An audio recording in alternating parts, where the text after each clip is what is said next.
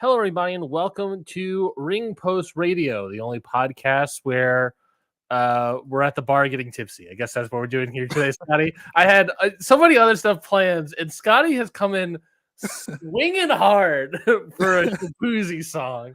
So I'm fully committed to the bit. So I appreciate it. I'm your host, Ryan Knightsey. With me, as always, is Shabuzi Scotty Edwards. Scotty, how you doing? Scott. Hold on, Scott Boozy Edwards. Scotty, how you doing? I'm doing great. The vibes are up for some reason. I don't know why. Yeah. I could be overtired, so it's like now it's just kicking all in at the same time. So like by the second hour, I'm gonna be like, but for now, we're just at the bar getting tipsy. So we're gonna have some fun today because Stardom's dead and other things happened. Joshi is slowly dying over it. I believe in college what we described that feeling that you're in, Scotty, where you're so tired and you wrap back around to being like having a full of energy. We call that you are currently in the loop zone. You have looped back around to having a bunch of energy. You were in the loop zone, and you're loopy, so that's part of it as well. I believe that's a Justin Timberlake song. What comes around comes around. Is it? No, I don't think so. Actually, I don't think that has anything to do with that. I don't think it has anything to do with anything. But listen, my musical brain's working today. I don't know if that's gonna benefit the show at all, but you saw the opening graphic. I think it is. Everyone needs to know. I'll just tell everyone now. I got into this chat, into our conversation here, just by blaring that song through the screen, and that's just how we're gonna do it today. I'm not gonna do that on here because copyright, but it'd be awesome if I could. It'd be real awesome if I could. It would be real. Sadly, we have I hate to disappoint Scotty, but it just happens to be that this week was the week that we finally got approved to be monetized on YouTube. Yeah, we're not going to win that. I'll say this now. The most recent episode of Faces and Feels came out yesterday, and it was one of their Anything Goes where they just sort of talk about whatever. And they did an episode about wrestling themes. And I edited the episode. And it's already out on Apple Podcasts and Spotify. And it's a great episode. But it's not out on YouTube. The reason, Scotty, is that they played so much music. And I messaged Raph and I messaged Rafe and I said, Rafe, I can't believe we finally monetized the YouTube. And the first episode you've given to me is full of copyrighted music. And I was like, I can't. So I trimmed a bunch of it down and not uploaded to YouTube. But hey, if you want to hear that episode, if you're on YouTube and you're watching us right now, you want to hear that episode of Faces and Feels, it's a great app. Go to Apple Podcasts, go to Spotify, go over to get podcasts. But thank you, I guess we should say. Thank you for our YouTube listening audience or YouTube viewing audience who have allowed us to grow our subscriber count and our watch time hours and all these sort of metrics that have allowed us to finally start monetizing the YouTube channel. I don't remember exactly. I don't think we're at the point where we're monetizing ads on the YouTube channel yet. I think it's like super chats are now available to people that are watching us on YouTube. And there's like a membership thing, but I don't know I haven't really looked into the membership thing yet. I think there's something else, but I don't remember what it is. Anyways, we thank you very much, our YouTube viewing audience and subscribers on YouTube for helping us out and helping grow the channel. We greatly appreciate it. Well, without further ado, like you said, Scotty, we have a billion things to get to. It was a big week. We are rounding the corner into August, which will be, as we discussed on Slack. Oh, he's Paul Revere over here. He's riding horseback. Scotty's on his horse. Let me get some. Hold on, I'll be right back. Let me get some coconuts. Oh my god. We're rounding the corner into August, which means it's going to be a billion topics, a billion wrestling episodes, and crap to watch. So we have Whew, this is the preview to August, really, is what this is. So we got a lot to talk about. On the docket today, we have a bunch of contract news. We have WrestleMania in London news, or at least the beginning talks of. We're going to talk about Ring of Honor Death Before Dishonor. We're going to talk about Blood and Guts. We're going to talk about SummerSlam happening this Saturday. And I think that we have more things. Oh, and Stardom also has weekends of shows. So we'll talk about the death of Stardom. We'll talk about that as well. We have more stuff on the docket, but there's no way we're going to get to all of it. So yeah, here's my G1 thoughts. Jake Lee stakes. Everyone else, pretty good. everyone, I would think doing good to better than fully better than I expected. And then Jake Lee is like fully. I think for us, Jake Lee's impressively worse than I guess it's a fair point. I'm trying to think. I think he's bad, but at least he's not like 30-minute bad. You know what I mean? I guess he's making a pretty impressive push though in his 15 minutes. This is all fair. This is dude stinks. This is all true. Well, I guess since we did touch on the G1, if you want more G1 thoughts, Ichiban Sweetcast is doing their G1dering, where they give their I guess, quote unquote, daily reviews of the G1 climax for every episode. For every night, you'll be able to hear their thoughts on the G1 climax this year. So check out Ichiban Sweetcast, wherever you get podcasts. The G1dering is that current series that they're doing. So let's talk about some WrestleMania news, Scotty. We'll start off the show here. Nick Khan and Triple H met with London Mayor Khan, the third Khan in wrestling. Can you believe it? This is Sadiq Khan, the current mayor of London, who in the past has also talked about how he wants London to become more of a sports capital in the world. He's talked about wanting to bring the Olympics, the Super Bowl, other things to London. He obviously helped bring in AEW's All In into Wembley last year and this year. So this seems to be maybe another part of it. So they met with Sadiq Khan last Thursday afternoon, where they had beginning conversations about bringing a major international sports event to London, of which WrestleMania was included. This doesn't mean it will be WrestleMania. It could be a Royal Rumble. It could be our SummerSlam. If it's a SummerSlam, that's very close to Wembley, so I don't think it's going to be that. But it could be something. We don't know exactly, but I highly suspect it would be a WrestleMania. And that's pretty much it. They just kind of had a meeting, and a really productive meeting.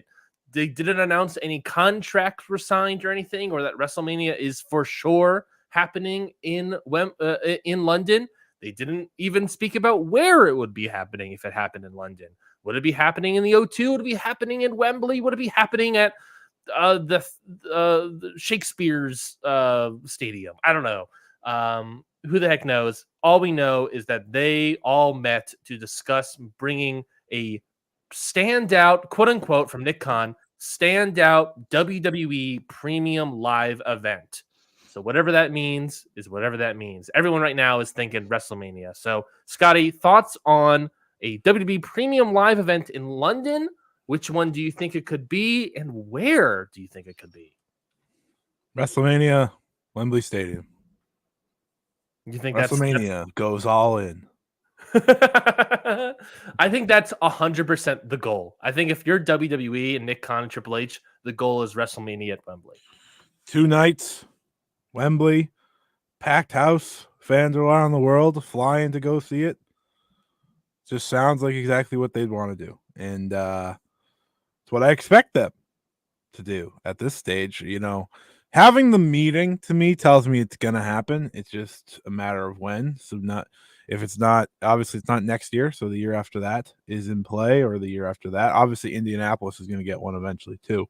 Yeah, that one currently isn't set in terms of date. Right now, we know that Indianapolis will get a WrestleMania at some point, and obviously this is in talks right now, so we're talking like 2026, 2027 for Indianapolis and or London. Yeah, so assuming it's WrestleMania. That's the play. But good for the UK fans. They wanted a WrestleMania there forever, and I think that's why it's going to be WrestleMania, because like just doing SummerSlam or something is cool, but it's not it's not the main want. And with what you said about the other con, he wants to get the biggest events there, and it feels like it's a little bit cheaper than the Olympics and Super Bowl. Probably WrestleMania. Yeah. It's expensive, but it's cheaper, and it will help make the area more money. That's how these events work. Yep. So I would definitely go for WrestleMania because listen, you're not getting the Super Bowl, and the Olympics, but like that would be years down the line. So it's like, Yeah, because I think what Salt Lake City just got announced for the Olympics. yeah, I think it's just the U.S. kind of, Salt Lake City being the main location, but yeah. Yeah, so I totally also think it's WrestleMania. There is a part of me that thinks it's not WrestleMania, and my explanation there is that they obviously see the Wembley numbers for AEW's All In, and they Yeah. obviously want to beat that, right? That's Obviously. the but Triple H is not slick. he's not. They're not slick in their plans. It's very well. They are. I guess they are slick in their plans because a lot of people don't realize what they're doing half the time. But they're not. If you really pay attention, they're really not that slick. So it's very obvious that they would like to beat that attendance gate record for not a gate record, but attendance number for AEW's All In last year. That's very standard, obvious. The only reason I think it could not be WWE's WrestleMania is that it would be their biggest show. There is an optics thing to WWE too. WrestleMania for sure will most likely can beat that record, but there is this thing of they don't always want their biggest thing to beat the competition. You know what I'm Right. saying? Like, they'd rather have a smaller show like Royal Rumble, even though it's, a pretty still significant show, beat the record than WrestleMania because then because then it's another step up. Does that make sense? Like, they would rather have NXT beat AEW than go head to head with Monday Night Raw because AEW is a smaller brand, and NXT is a smaller brand that can beat AEW. They've always kind of worked that way where they don't do their big flagships beating the smaller things. They have their smaller things beat the even smaller things, if that makes sense at all. But nonetheless, I don't know if a SummerSlam could do it. I think that's way too close to Wembley. If they wanted to, if even London was going to do that, I don't necessarily think 2 August events like that would make sense. And then other than that, you got the Royal Rumble, and that's plausible. You can have NXT UK standouts Dave Mastiff show up for the Royal Rumble. Yeah, you've been hunting for that guy. I think the Royal Rumble would. Okay, so it's not impossible that it's for me a thing. The Royal Rumble would be more fun in the UK. Agreed. So like, don't hate it. Don't hate it at all. I think they should be happy if they get either one. WrestleMania is a lot, like, do you really want WrestleMania? Royal Rumble is like, what you're getting. Sure, will it end up being a disappointment by the end of the night? I can't promise or deny that. That's not my problem. Yes. But like the idea of the Royal Rumble, I feel like is far more exciting for them. But if they want a WrestleMania, they want a WrestleMania. I'm sure, hey, if you pay enough money, you'll get WrestleMania. That's how this works. That's the other part of it, is that for a fact that WWE is going to be looking for a site fee to get this. I can imagine London would want to do that, but at the same time, a cheaper site fee to bring in AEW, certainly, it's still probably going to be cheaper than the Olympics or anything else, but it's one of these things of, we're already paying, taxpayers already paying for Wembley, AEW Wembley to happen. We also going to pay a lot more money for WrestleMania. There's a question there. But I think it'll be fine. I think they're going to pay for it no matter. Yeah. It's exciting for the UK fans at the end of the day. I know they have All In, but listen, WWE and AEW are different companies. They want the big WWE major show there. and hopefully for them they get it. There's no reason anymore for WWE not to do it because they don't need pay-per-view buys anymore, so it just works. It's easier now. I also think there is a potential reality. Like we said, the goal for WWE is WrestleMania probably, or maybe like a Royal Rumble that does beat the thing, like a smaller thing at Wembley. There is the question of 30 years of history behind it. There is the question of whether or not they would be able to do Wembley. And I only bring it up as a potential stopping point because I do recall that Tony Khan and what is Tony Khan's dad's name? Shad? Shad. I don't know why. Shaquille O'Neal Khan. Shaquille Khan. Shaq. Their family previously tried to purchase Wembley Stadium. So I know that they have connections to that stadium, to the organization. Obviously, it's WWE. They can just barge in and do whatever they want. But I wonder if there is a stronger foothold for the Khans and maybe the karma that they're creating with Wembley that they can try to stop out and stop WWE from getting in. Maybe that'd be a good war move on AEW's part, but it's a question of are they even able to do that? Yeah, you're right. It's a good question. Maybe they run Old Trafford, which is 74,310 in Manchester. Is it the next smallest? No, Twickenham Stadium, which is a rugby one, is so it's one of those two, I'd guess, as possibilities. They got some big places though, so there's a lot. I don't know if you know this. There's a lot of teams that play soccer there, so they're not out of options. Yeah, they're not out of options at all. The goal is obvious. Yeah, because I guess. Yeah, well, they have 9 places over 60,000. Yeah, still a win, by the way. 60,000 sold at WrestleMania, still a win. You're going to be doing 2 nights anyways, so you're going to make a bunch of money. Oh, yeah. Well, that was the thing I said to you when we were talking about it. I was like, for them, does it feel more tempting to try to break the record not once, but twice on the same weekend? And I feel like knowing Triple H and knowing Nick Khan, the answer is 1,000% yes. they want to lap them is what they want to do with that win. And that's the other thing also. It's like this is also all pertaining to the idea of WWE staying hot in the next 2 to 3 years.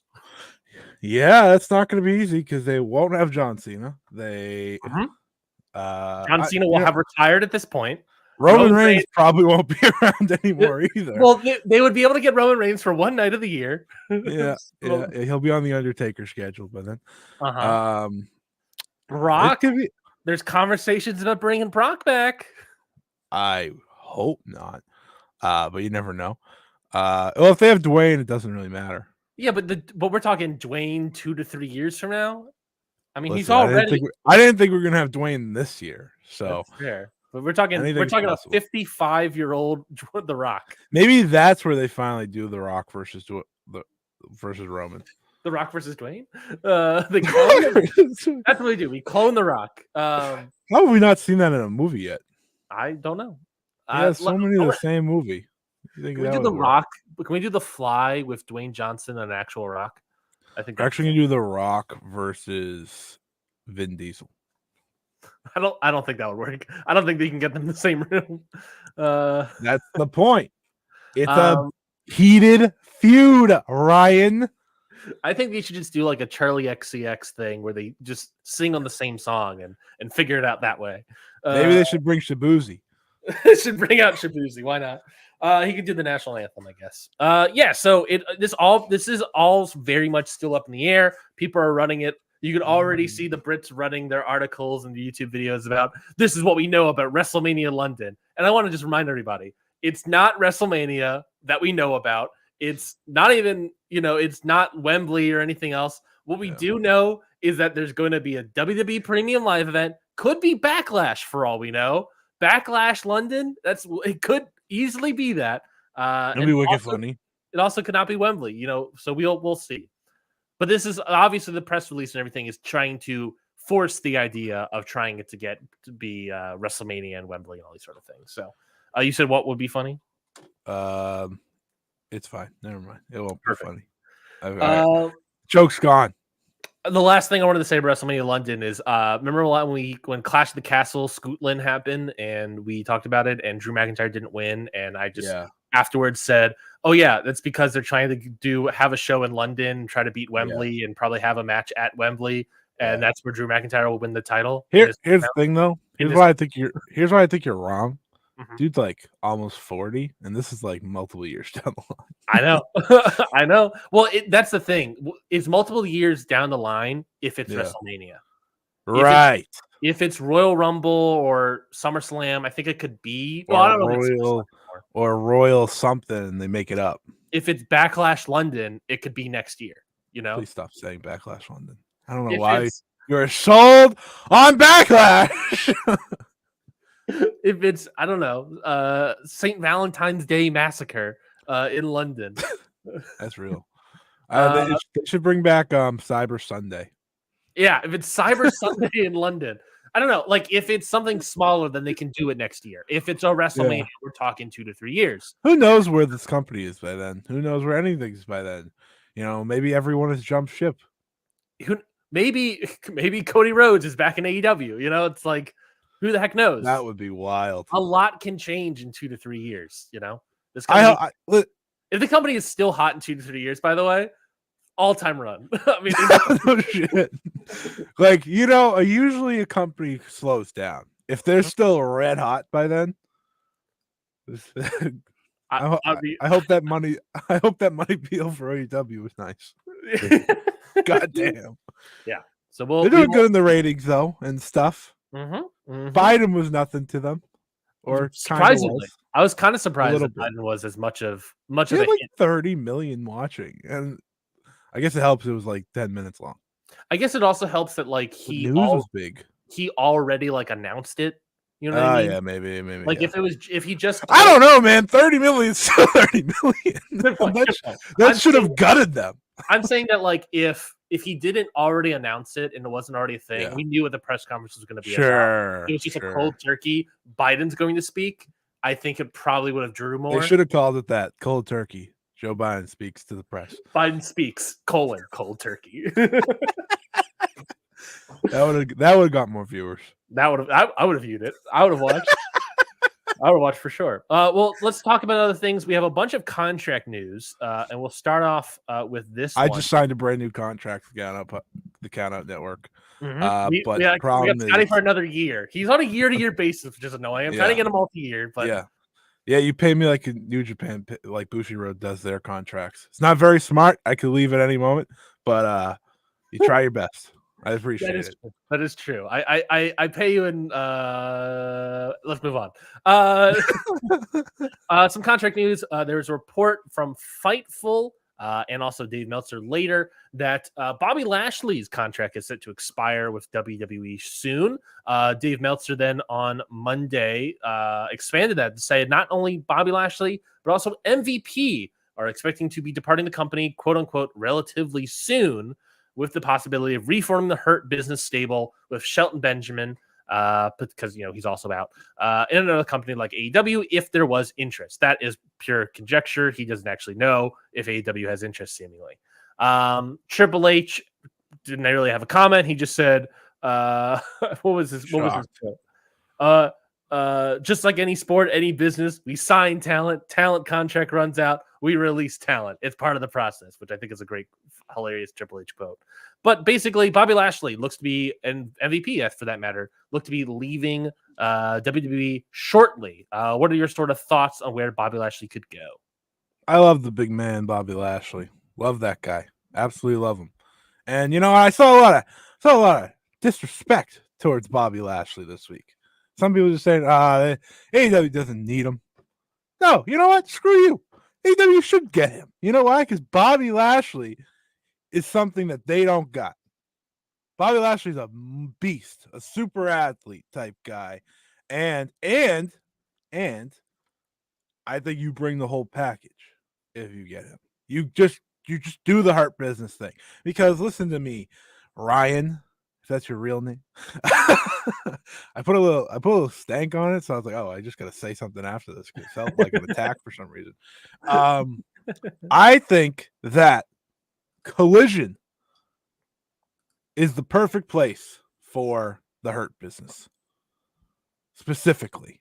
Listen, you got your own world of Dynamite. I've accepted that. That's where they put a lot of their main stuff, if not all of their main stuff. Well, Collision is just Collision these days in the arena is just kind of a fun little wrestling show.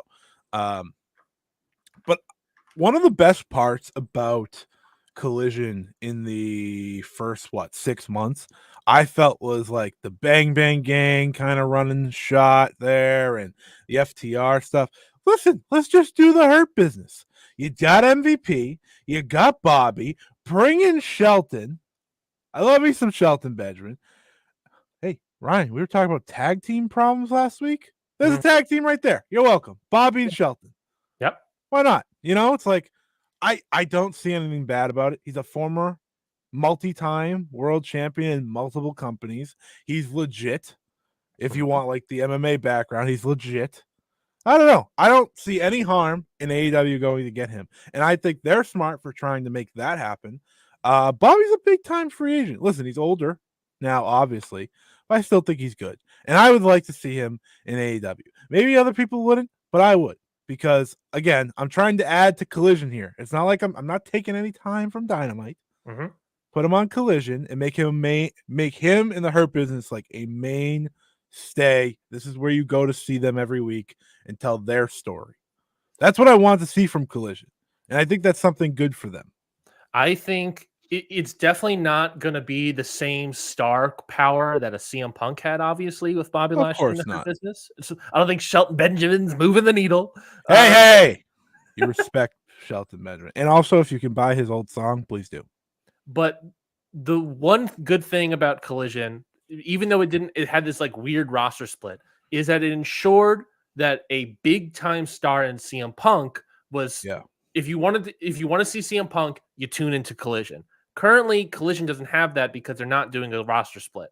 And I don't even know and I'm not necessarily saying we do a full roster split, but if you had a big stars on Dynamite and only on Dynamite and only big stars on Collision, like the CM Punk or like Hurt Business, like you're supposing, then potentially, if you want to see Hurt Business and Bobby Lashley, this is where you see him. I like this idea of a tag team of Bobby Lashley, Shelton Benjamin, but Hurt Business is a faction with MVP as a manager. If you want to expand it one person, Connor Houston in our chat has a perfect idea. Powerhouse Hobbs in the Hurt Business as well. Him teaming up with Shelton Benjamin with beef with Bobby Lashley in there as well. I think that could also very much work. And I think that to me, I think that would be a better fit than Powerhouse Hobbs, part of this like Don Callis family. We've learned via the G1 that everything is better than being in the Don Callis thing so far. So so we'll see. Oh, that's the wrong thing I wanted to hit. We'll see what happens with that. But I do think it's a good idea. There's also to keep in mind that Bobby Lashley, when he was in TNA back in the day, I think TNA is also a possibility. With Shelton Benjamin, that would be a good spot. Both these guys are very much older, obviously, but TNA is also a certain possibility because that's where Bobby Lashley used to work. Another real possibility of the Bobby Lashley angle, if it's not Hurt Business, we also have to keep in mind he worked a lot of Japan dates. Previously, I don't recall. The other MVP and Shelton did a ton. MVP and Shelton did a ton of New Japan dates. Shelton obviously also did a bunch of Noah dates as well because of that Suzuki-Gun storyline. Shelton's the real, And Bobby Lashley, I don't remember if he ever worked New Japan, but he definitely worked Inoki's Federation. He did. Damn right he did. So there is this idea of I also wouldn't be shocked if we see them show up in New Japan. Or maybe a Noah, but at the very least, I think they're going to make Japan dates as well. The craziest thing in the world is learning that Bobby Lashley is 48 years old. Yeah, he's up there. But he doesn't at all seem it. No, not at all. Like, that's the thing. That's why I think you go get him. He's not going to... I just don't see anything bad about him. I thought the Hurt Business was great. I think everyone collectively thinks the Hurt Business is great. I don't see anyone ever say anything bad about them. You bring them in. You can call them whatever you want. But I think MVP is a good manager. I think Shelton and Bobby bring something to the table. You add whoever you want as a fourth guy.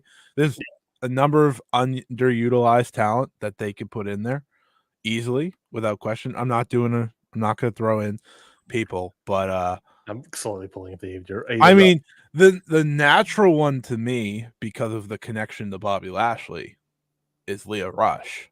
They've only ever had good words about each other. That's Leo true. loves Bobby, and A I hurt think he would be business, a fun change from the other two, who are obviously bigger dudes, especially on that roster. a hurt business of Bobby Lashley, MVP, Shelton Benjamin, Powerhouse Hobbs, Leo Rush.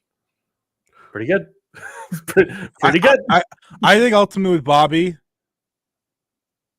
put him on Collision, let him kind of reign over that, and I think that'll be cool.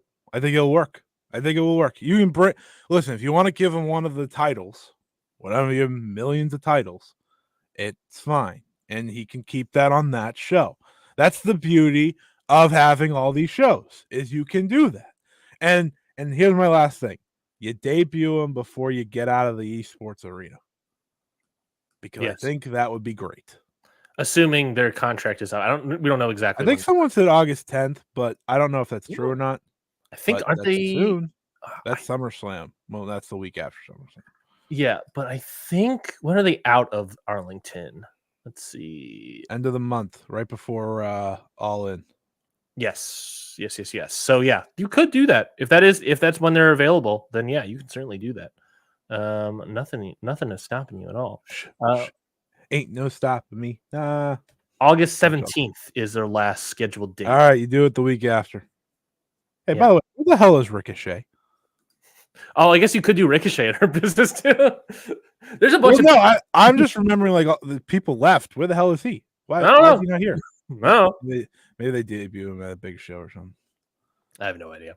So yeah, we'll see what happens there, I guess. Other news. In the Joshi world, Meiko Satomura announces that she will retire next spring, 2025. She held a press conference on Saturday in Japan. I believe this was following her title match with Bayley on the live show. I'm not exactly remember, but either way, she announced that her last match will be April, which will coincide with her 30th anniversary in wrestling. And that, yeah, she is planning to retire. And it looks like she's planning to do a lot of her dates in Japan as well. Doesn't seem like she's going to be coming to likely all of them. America, really. There's a reason she hasn't been America. She announced her retirement, and then she had that match with Bayley in Japan.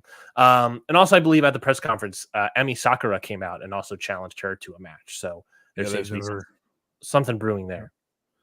Yeah, and I'm assuming her WWE deal is expiring soon, so like gives her even more freedom to do whatever she wants.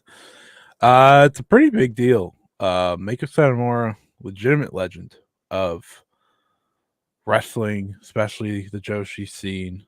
30 years as of April 2025, so she's going out after 30 years in the business. In her press conference, she said she wants to retire before her body's broken down and she can't. So taking the route that I don't think obviously a lot of wrestlers do take, but it's one that it should be a lot of fun. Like you said, she is going to do it in Japan. She already has 6 dates set for later this year. But she also said that if she gets called out, she gets challenged by anyone, she will wrestle in other promotions, which is fully the expectation. So it looks like she's going to have this full-on retirement run, which is always cool. I like that. I like when wrestlers get to go out on their own terms, and this is her doing just that. 30th anniversary, I think that's really cool. She has some of the best matches. You and me once upon a time watched the match she had with Akira Hokuto. In Gaia, Japan. That's one of my favorite matches of all time. So, she's only 44, but I appreciate anyone that kind of wants to go out on their own path. And obviously, she kind of took the whole last year off for the most part, besides the Fortune Dream show earlier this year, and then of course the Japan WWE tour just the past couple days, which seems to have been the farewell for her there in the company. And she also said that the retirement match will happen at Korakuen Hall, which is a little shocking because I do think she could have done a bigger venue, but I will never fight the idea of wanting to do a packed Korakuen. There's few things, if any, better than that. So Yeah. should be cool for her. Should be cool for Sendai. Should be cool for the many wrestlers that are likely going to call her out over the next what is it 9 months. So it's a pretty long tour she's got going here, starting in September or so. So I'm looking forward to it. It's bittersweet, but you know, I kind of look at it as like, well, she hasn't wrestled at all for the past year plus. So I don't know. I heard some like people talk about online about how like she hasn't wrestled that much over the past year, and the times we've now seen her wrestle, it's like, oh, she is slowing down. Like you could like see it a little bit. I watched the match of the Bailey match, and granted, it's WWE against Bailey, but it was like, that was oh yeah, this is slowing down immensely for Mako Sato. Yeah, I watched her Fortune Dream showing, and she looked really good in that. But it's different styles. We watched Io do it literally a few weeks ago, right? So it's like, well, what's the limit she wants to go to? Does she want to go all the way to her best? I'm sure she will for like her last match. Yeah. But even so, it's like you're out of the ring for a year plus at 40 plus. That's gonna happen. You're gonna start slowing down. When you take those bumps, they're gonna hurt more. Yeah, remember when Kurt Angle stopped wrestling like full stop after like he was wrestling fine for years, and then he tried to get in and he's like, I can't move. Now it's not the same thing because Kurt Angle had a gazillion surgeries, but it's the idea of your body gets used to one thing and not the other. So I think Mako will have a really entertaining retirement run. We got way too many legends retiring in 2025 now. That's Mako and John Cena. There's your WrestleMania match, baby. There you go, baby. Yes, so stay tuned for the Mako Bye-Bye Tour 2025. Yes. Other contract news, last little bits, just real quickly. Beth Phoenix was announced that it was reported that she is no longer under contract with WWE, according to PW Insider. Obviously, the notable thing here is that she worked at WWE for a very long time. She was a commentator at one point in time. And of course, she is married to Adam Copeland in AEW. So I thought that was going to be the first thing you said. I was like, all right, man. Yeah. The notable thing here, and the only talking point really here is, should we suspect Beth Copeland, I guess, to show up in AEW at some point whenever Adam's able to do so, when he's no longer injured? We'd all be shocked if she didn't, right? Mm-hmm. I mean, good for her. Good for her. Yeah, fine. Yeah, sure. I'm sorry, just doesn't like. She's not going to be a full-time wrestler. It's just one of the things. No. She's going to do what she did in WWE, which is like a match here and there, probably. It doesn't do anything for me, and I don't mean that in a mean way. It's just like, I've been retired, so it's like, good for her. I fully agree. She should get one last match, whenever that may be, but I'm not going to sit here and be like, wow, this is game-changing. Is there anyone in AEW? Obviously, she could go other places, but AEW makes the most sense. Is there anyone in AEW that you would like to see her wrestle? Anyone that scratches that hit? Jamie Hayter? Well, I just want to see Jamie Hayter return. Yeah, but I think Jamie Hayter makes the most sense, right? Powerhouse style, similar style. That's kind of the best. I think that would be the most interesting matchup for. Obviously, like most people, like I feel like anytime anyone ever comes in, I want to see the match with Jamie. Yeah, me too, man. Like I just want to see her wrestle. Camille, maybe. Sure. Now that Camille's here, so obviously it's like the powerhouse idea. Willow, I don't know. Willow will be fun. That could be a fun one. Those are the main ones. I'm trying to think of surprised if Mercedes would want that match. Mercedes could do. I would like a Mercedes match because to complement the powerhouse, Mercedes is insane at selling, and I think that she could really sell Beth Phoenix a lot. And I think that could actually probably bump onto her neck. It'd be great. Exactly. Like I think that could actually be a really good combination of talent there. So we're into it. Other news is that it was reported that Buddy Matthews has signed a new AEW contract, but not recently. According to Dave Meltzer, he signed it months ago.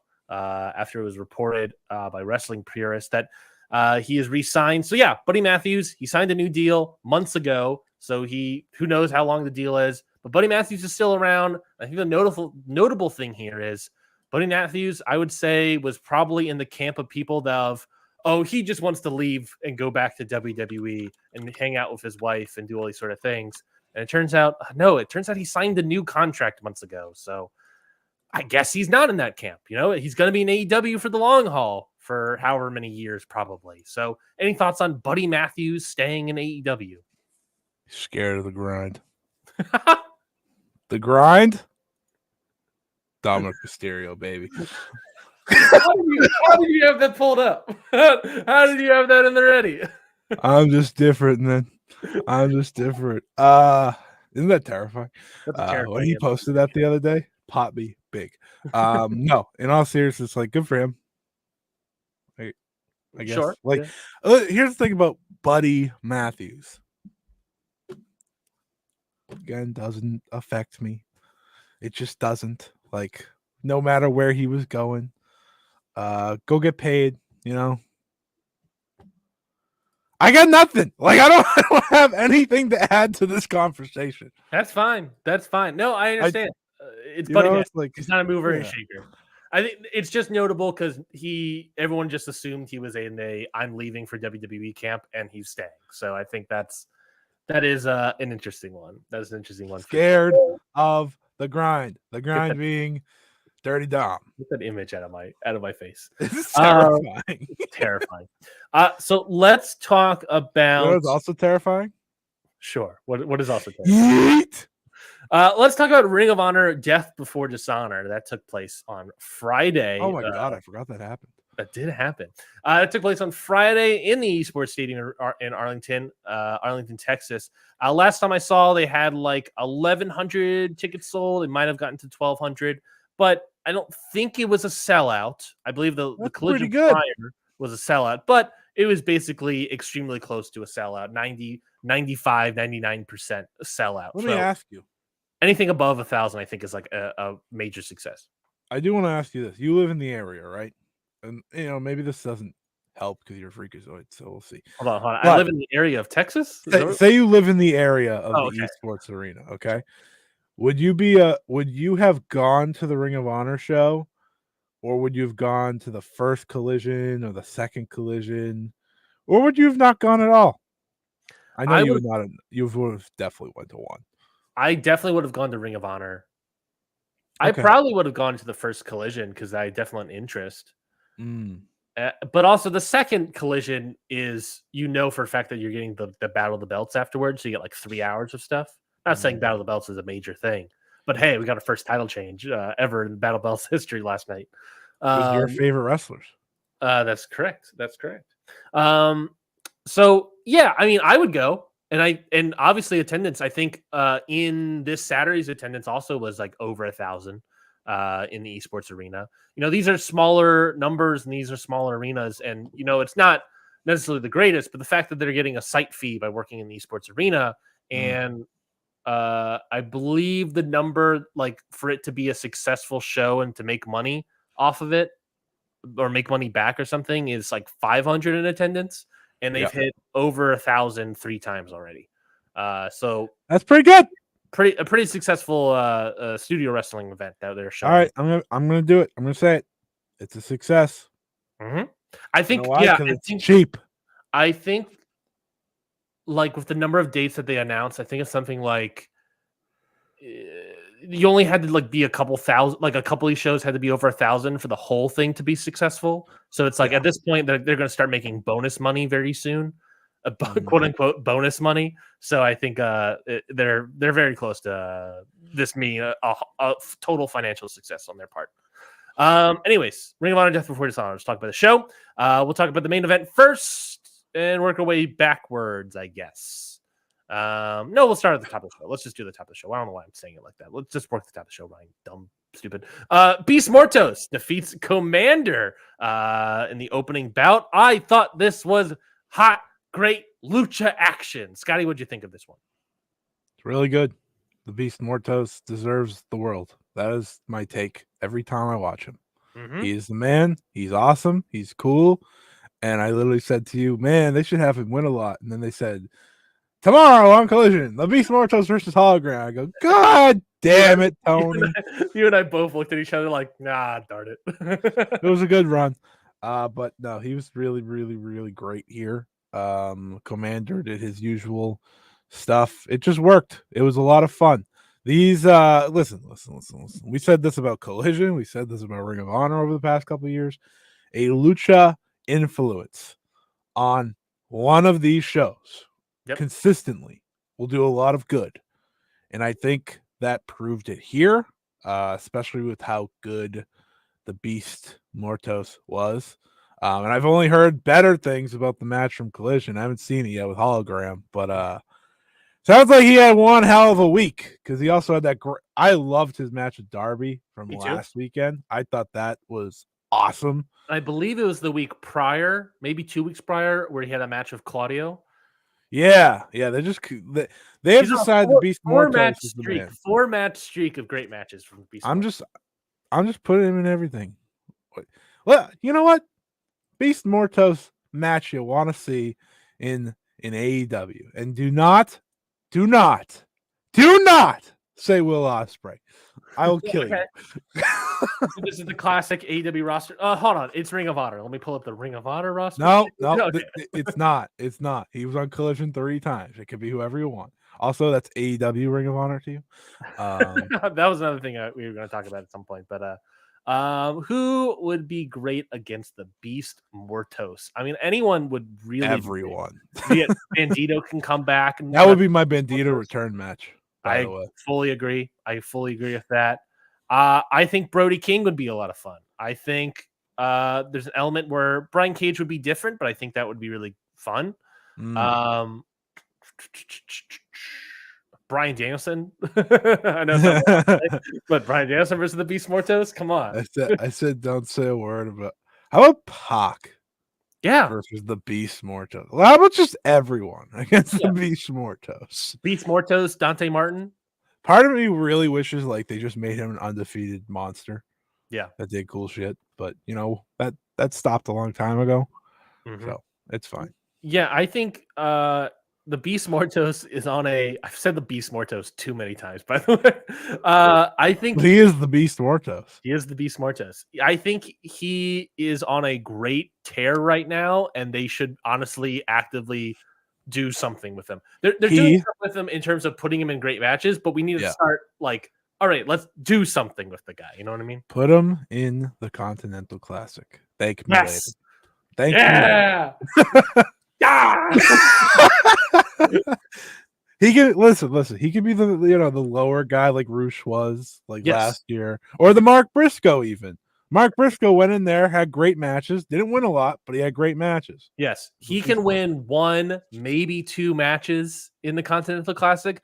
Put him in there. I'm booking him to win the whole thing. Oh, him versus Swerve would actually be great, really great. I didn't mean that when I said that, but yeah, you're right. It would be really good. I think him versus Adam Page would also be really good. Honestly, I'd build him up to be Mark Briscoe's next challenger in Ring of Honor. If the rumors are true, oh my God, and they're actually cooking that up. That match would rule. Yeah, oh my God, that would be so good. Oh, that's perfect. I don't know if I would have Beast Mortos win, but if you build him up properly, think about it. If you build him up properly, I think 100%. But honestly, that match would fucking rule. Anyways, shout out to the Beast Mortos, and shout out to Commander. He was also in this match. It was really good in it. Yeah, he wasn't bad Commander. He was great Commander. Is he the Beast Mortos? No. Ring of Honor World Tag Team Title match. The Undisputed Kingdom, Mike Bennett and Matt Taven successfully defend their titles against Kyle O'Reilly and Tomohiro Ishii. I thought this was really fun as well. A really good, hard-hitting affair between these 4 guys, and I thought this was a really fun, really good match. Long. It was 1941. It did go a little too long. I was like, all right, this could have stopped like 5 minutes ago. We would have been in a perfect spot. The main complaint? Finish. That was the main complaint for me. But go ahead. Yeah, the finish was stinky, and we had 3. The 3 top titles on this show had run-ins. Yes. This one with Kyle Fletcher and Don Callis. The Which, Athena my one, God, if you're me, you were so confused why that was happening. yeah. Athena had Billy Starks and Lexi Lexi Nair. Nair, and the world title match had Taven and Bennett, right? Yeah. So it's kind of and the conglomeration. So all 4 of these guys. Mm-hmm. But Yeah, this match was really good. It did go on too long, and I was very upset with the screwy finish because it didn't make any sense at all. Because if you recall the screwy, it wasn't just that they did a screwy finish, is that it became very apparent at one point that Kyle Fletcher was late. Kyle Fletcher and Don Callis were late. Maybe they were waiting on music or something, but they did not come out properly time, and it messed with the flow of the match completely. It slowed it down to a halt. And then they came out, and then they did a screwy finish. I messaged you and said that, look, you can do screwy finishes if you want. It's wrestling. You do whatever you want. But if you're going to do this sort of stuff, you can't have it mistimed, because the moment you do it, if you try to book these ideas and you screw them up, they don't work anymore. You could have done the exact same actual finish of the match, which is a referee distraction and then a low blow to then win the match without involving Don Callis and Kyle Fletcher at all, because that's what the actual finish of the match was, right? So you could have done that without outside interference. You didn't need Kyle Fletcher and Don Callis here. They just showed up to interfere to continue that storyline with the conglomeration on Dynamite. You didn't need that at all here. And because you added that in here, and because they missed their time cue, it messed up the flow of the match even more and slowed it down. And I thought it ruined a really good, great match and just made it really good. I went like 3.5, I believe. So yeah, when I rate things now, a lot of I have gotten so sick of interference, and I've talked about this on the show, that it destroys my rating. I'm like, screw that. You just wasted all my time. I was like, I get really angry now. I did think it was a good match though. I think they work hard. I think the Kingdom is very solid tag team. I just wish they faced like a real tag team. That's not a shot at O'Reilly or Ishii, but I think that should be the goal for these shows, is you have 3 top titles, make all the challengers credible. But we'll see. They're doing Ring of Honor tapings, I think, today. So maybe it's actually getting back to whether you want to say the beginning of Ring of Honor under Tony Khan, or it's not going to become what it once was, even in Sinclair. So I'm just looking for story, continuous, reason to watch, honestly. You have so few pay-per-views through the year, and they're always really good. But you got to make me care heading into it. And I don't know if they're going to do that. I hope they do, but we'll wait and see. But this was, the first 3 matches were a nice start to this show. I agree. I fully agree with that. You sort of hinted at it, and I think now would be a good time to talk about it. So in the post-match, post-show stuff, Tony Khan talked about sort of the media deals regarding Ring of Honor.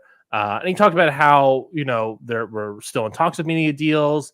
He talked about, being part of the Warner Brother deal potentially. He talked about it in regards to maybe other streaming companies or something. It wasn't like Tubi, I don't think. I forget what it was. I'm trying to see if I can look it up, but I don't exactly remember what it was. But either way, there's talks of like Ring of Honor spinning off. And this was the first time he really mentioned the idea of, hey, what if it's not Ring of Honor? And what if we do dub it as AEW presents Fast and Furious presents AEW presents Ring of Honor, which is something that Dave Meltzer mentioned the moment Ring of Honor was purchased from Tony Khan or Tony Khan. So how do you think about that? Now that he's now considering doing an AEW presents Ring of Honor, what do you think about that sort of branding? And do you think that branding is the only way to get Ring of Honor on television, or do you think that will fix Ring of Honor? I don't know. What do you think? I think it's smart. Gives it more equity. Is that the word? Maybe. I don't know. It gives it more Brand awareness, maybe. Yeah, it just gives it something, like people aren't going to go out there and just buy Ring of Honor if you're a company that's looking for streaming or TV, but you will buy AEW Ring of Honor, right? You'll buy it like that. And I don't mind. I really don't.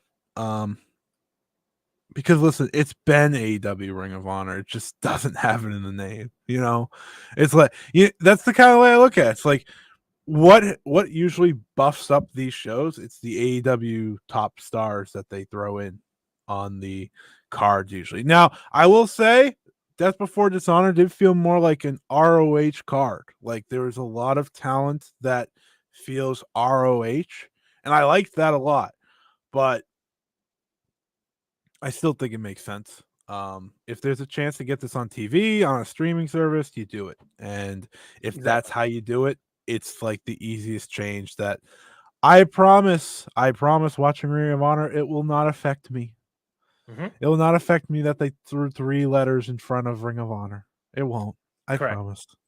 Yeah, and honestly, the hope is right off the bat, adding 3 letters isn't going to change Ring of Honor. But the hope is if adding those letters allows Ring of Honor to get a TV deal and allows Ring of Honor, more importantly, cash flow outside of the AEW banner, but more from a network or Warner Brothers in some other way, then maybe there is, hopefully, I pray to God, more drive for interesting booking and more interesting stuff happening on Ring of Honor, since it's now a proper television show versus what it is currently, which is just a thing on a streaming service that no one's watching, right? It's been AEW Ring of Honor since they bought it. Mm-hmm. Just look at it that way, for better or worse. And I think the sooner that we get some care behind it, the better. Because if you're not going to take it away, which they're not going to, then you need to do something with it, is my opinion. And I would like to see them do something with it. I still ask for someone else to book it. There's no reason that Tony Khan needs to book it at all. They can double check with him and things like that. Like they can confirm plans with them. That's fine, but there's no reason he has to be doing both. Yeah, if you have 1 billion people in that writer's room, let's just split off a couple of them and just put them in the Ring of Honor. Right. I mean, there's enough creative. They're going to give it to Jeff Jarrett. I don't know. It could be fun. It could be bad. It could be fun. TNA 2. Ring of Honor Gold. When in doubt, throw gold. Yeah, no, I want Ring of Honor to be good because I watch these pay-per-views every few months and I'm like, oh, that was a lot of fun. I was like, all right, see you. I don't want to say see you in 6 months. See you in December. Yeah, it's like, Ring of Honor. I would prefer to say, oh, I'll see you this week on TV because I want to see the follow-up to this. I don't need more wrestling. I want to stress that. I don't need more wrestling. We have at all. You and I counted all the wrestling shows, not the TV, but the wrestling events that we all wanted to watch in August. And I think it was like 47, 48, something like that. Between WWE, pay-per-views, AEW, TNA, CMLL, New Japan, Noah, Stardom, Marigold, All Japan. I mean, I put on the list as a 48, but technically a Triple Mania is happening in August as well. I'm not going to watch it probably, but it's the bigger Triple Mania in Mexico City, so maybe it's something. But yeah, we have 1 billion things to talk about next month. So let's throw in Ring of Honor. Why not? You know what? Why don't we do at least a 4th pay-per-view for Ring of Honor? I don't know why we're doing 3 why don't we just do it quarterly? You know what I'm saying? I don't know why we're just doing Best in the World. They're not going to do that one though. You have this history of pay-per-views that you're just like no longer doing anymore. That's like, why not just do like Best in the World in quarter 3 or whatever? The anniversary show. Yeah, that was always a good one. It's the easiest one to do. Everyone comes out of the woodwork to watch these pay-per-views. So hey, I can get another month of subscription services. That's the one thing I'll say about Ring of Honor. Everyone watches the pay-per-views. It's not like people are like, you know what, I'm going to skip this. They want to see the good wrestling. You got the good wrestling. And also, if we're going to have Mark Briscoe as a world champion, can I get him as a world champion on a brand that has focus, please? Yeah. I like Mark Briscoe too much to not have that. I think Mark Briscoe is underrated, one of the best wrestlers of the year. It was one of the funny things when they were talking about like the match. They were like, you know, Mark didn't think he could be as good as Roddy and Jay. And I was like, man, I want someone to tell him you're one of the best in the world today, man. Yeah, I legitimately, I'm thinking about the Observer Awards at the end of the year and stuff like that. Just like, where do we? He's gonna vote for Mark Briscoe. Can I vote for Mark Briscoe in some capacity?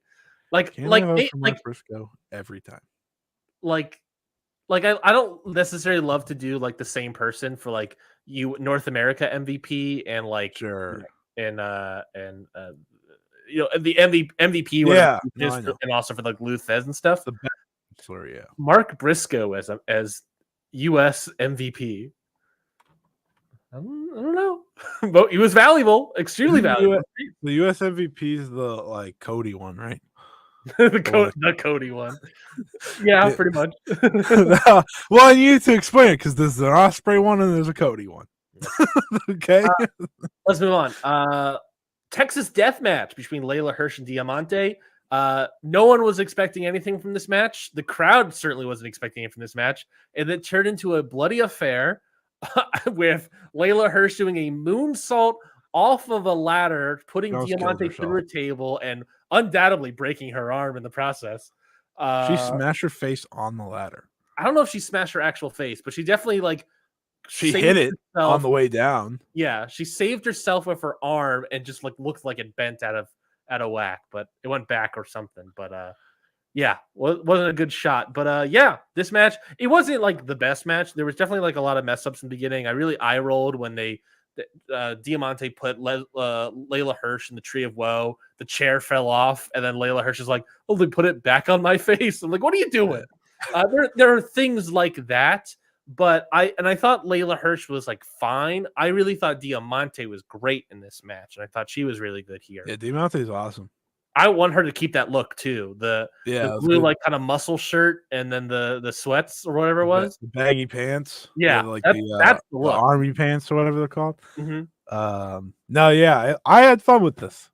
I had a lot of fun with this. It was like even if there were slip ups, it was nasty in the right ways, and like I like when matches like this can be nasty and they're not like perfect. Almost in a way. Yep. They took a lot of crazy spots, which I can appreciate as well. That just Hirsch getting thrown off the stage at the very start of the match. I was like, oh, here we go.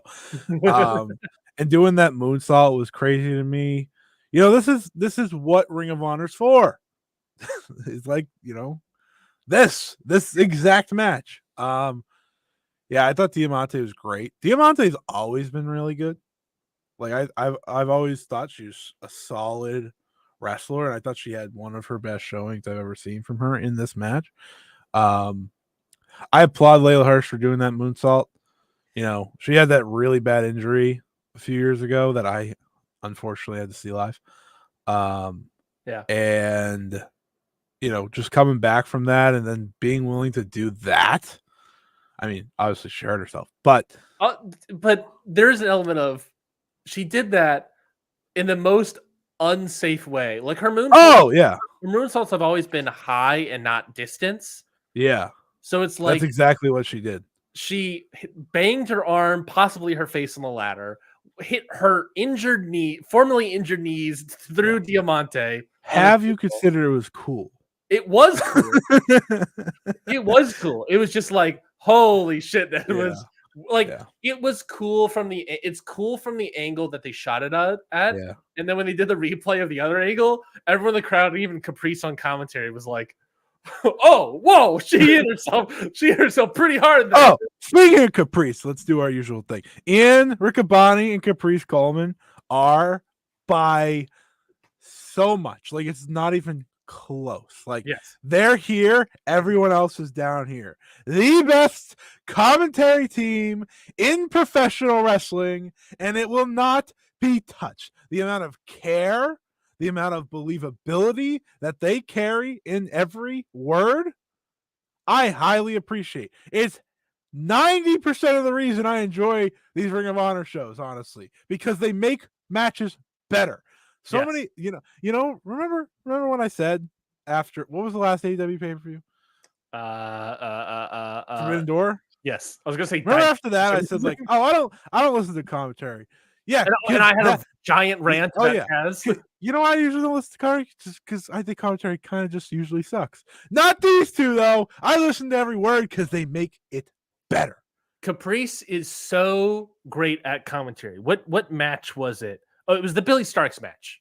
Billy Starks match later in the thing, where you have Billy Starks faking that injury spot again of like hey, she hurt her neck, and the crowd obviously buys into it, and Red Velvet buys into it. But then you have Caprice on commentary reminding the audience in that moment of like, no, she did this before. I mean, I don't like. And Ian being the nice guy, being like, well, it still could be real. And Caprice is like, yeah, it could be real, but it could also be fake. And I just don't know if I believe her anymore. And I thought that was so like the perfect dichotomy and the perfect storytelling that the commentators did there. And Caprice is one of the all-time best colored commentators right now. And honestly, folks, and this is our second time of the year where we get to say this, I truly believe Ian Riccaboni is the best commentator today. I think without a doubt, better than Excalibur, and he has been, by the way, for years now. I agree. I think the only other, I think to me, is Ian Riccaboni, and the only other person that I would put up there with Ian Riccaboni for me is, for some reason I was going to say Kevin Kelly, but it's not Kevin Kelly. It is Scotty New Japan, Chris Charlton. Chris Charlton. The only other person I can put up there with Ian Riccaboni right now, I think, is Chris Charlton, who is genuinely a great commentator. But he's also kind of the color, also sometimes lead. But depends on who. It depends if Walker's there or not. Yeah, like to me, the best commentary team in the world that could exist is Ian Riccaboni and Chris Charlton. That's my Forbidden Door, baby. See, mine's literally just Ian and Caprice. Ian Caprice are great. I love because their dynamic, their chemistry together is off the chart. Yeah, like I think that's a very important part is chemistry, mm-hmm. and they have the best chemistry. They've done this for years, and they talk about it with so much love and care. Yeah, like sometimes you just hear commentary and you're like, all right, this is robotic, and it's whatever. They care so much. They research so much. Ian's really good at that. He researches like everything, and when he talks about something, it's coming from the right place. Mm-hmm. This is like half the reason I need Ring of Honor to be good. Like they do this every week. I want to care to have to listen to that because it's not their fault that they're just calling mostly AEW presents Ring of Honor dark episodes. It's like, yep. I want more of that because they help tell stories. They make things better. They're the best team in the biz, and it's not close. No, it's not. They are the best team, and I greatly enjoy Ian Riccaboni. I wish he was doing way more. I greatly enjoy Caprice. I think he's a great color commentator. They're just so great at what they do. They're that love, that care, that research is so important. They always seem like they're having fun. And not fun in a way that sort of distracts. Like I think everyone can agree that it definitely feels like Taz. I don't want to turn this into a Taz bashing session, but I think everyone can agree that it very much sounds like Excalibur and Taz are having fun at commentary. But to me, the fun that they are having is they're making side jokes during a show where Ian Riccaboni and Caprice Coleman sound like they're having fun calling a wrestling show. And that is what I enjoy from commentary is the fun you're having, the laugh em ups or whatever still relate to what's happening or whatever, they're the best team. It's not close. And I know why Ian doesn't do the Collision gig full time. but boy, do I wish him and Caprice just got to do that full time. Me too. I don't mind Tony and Nigel, but Tony and Nigel's not bad. They're not. no, they're pretty. Though, oh my god, I like Tony in the lead. I really like Tony. I was watching last week's show. Yeah, well, Tony's a professional. He's always. But I was watching last week's show, and Roddy was wrestling Ishii, and Nigel was like, if Mark Briscoe can get away from his 68 kids to watch this match, he'll learn something. And Tony Schiavone, obviously trying to be the babyface here, just starts laughing. He's like, I'm sorry, Mark. He's like, I had nothing. I had nothing to stop from that one. He's like, I shouldn't be laughing at Nigel's joke. I was like, yeah, but it was funny. But this is the best team. If you want to watch this show going in blind, you can, because guess what? They're going to tell you everything you need to know. I think that's the biggest compliment anyone could ever give a commentary team, Scotty. Genuinely, that you can watch this show blind because they are that good at putting over the stories of every single match on this 9-card show or whatever it was. One of the best calls the past couple years, and I'll give credit. Like some commentators in other companies have great calls for matches. Sure, like Michael Cole's had some. Yep. I think Chris Charlton. That's why I like him. Chris Charlton has some as well. Absolutely. JR still got it sometimes when they wheel him out. I'd stop doing it at the end of the shows though. Like do it early. Sure. Random little thing. But the Athena Willow match from last year, I just remember them being on top of their game to like the highest percent. And it's like, that's what I need in wrestling commentary. And I don't think because like there's a genuine care between these two. They do it to, again, inform the audience, make the match better, but also not take away from the match. That is very important. And I think most commentary teams either take away or are, I don't want to be mean, but kind of useless. Like that's just how I feel about it. These two are so great. And if you're voting for commentary team of the year, I vote Ian Riccaboni. I think I've only done the Observer Awards twice, maybe. He's always been my pick. It's like, listen, you may not hear him every week, but he is by far the best, and it's not close. Correct. My last thing about Ian and Caprice, I've been reading the Vader autobiography. Was it Vader? It's Vader Time by Vader, by Leon White. I've been reading that autobiography he wrote, and in there's a section about how he was good friends with JR. Jim Ross was the guy that got him out of Japan and into WCW originally, and he was very good friends with Jim Ross. And he talked about when there's a section of the book where he talks about how when Jim Ross leaves WCW and goes to WWF, he would then watch his matches back and be like, it feels like there's something missing in my moves or something. He was like, suddenly all of a sudden he's like, it felt like there was something different about my wrestling matches that was missing, that there's something about it. And after a month or so, he realized what was missing was JR on the call.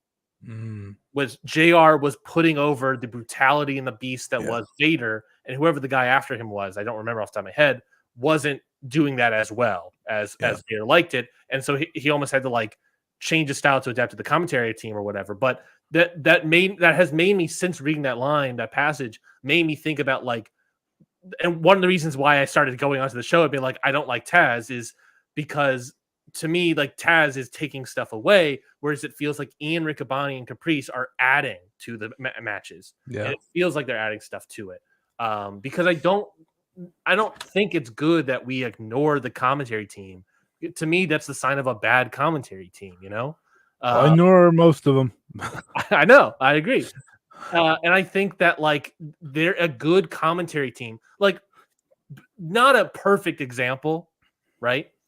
But was it was Forbidden Door. Forbidden Door was a weird show. Like there was a lot of stuff all over the place. Yeah. And then you get to the main event with JR on the call, and it was like easily the best match on the show. And I'm not at all saying that JR is the reason, But I do think that I really enjoyed Jim Ross on the call for that main event because he did add something and made the match more serious in that extent. I don't mean us to go down a commentary rabbit hole here, Sure. but there's a reason I always really liked Morrow and Nigel together because Mm-hmm. they had the same idea as Caprice and Ian did. It's about adding to the match. I know some people just didn't like Morrow the way he reacted to things, but like that was just his style to me. Didn't bother me, especially like at their peak as a team in NXT. And I think it's that same thing that kind of comes from the JR of it all. Because JR obviously is still, like you said, he can still reach back into time and pull out a great call. He can't carry it anymore. He can't be the play-by-play, but he can add those little bits in there that's just like, yeah, this makes it better. This helps improve it. Last bit, I think Ian and Caprice are the modern day Mike Tenay and Don West. Ooh, that's a good one. I think that's why they're so great. I think they have their own style, obviously, but I know what you're saying. Absolutely. The fun, they were underrated. Enthusiasm, the research. Yeah. I think that to me that's who they are, and I think one. that more people should get eyes and ears on them. Anyways, the women's match was good.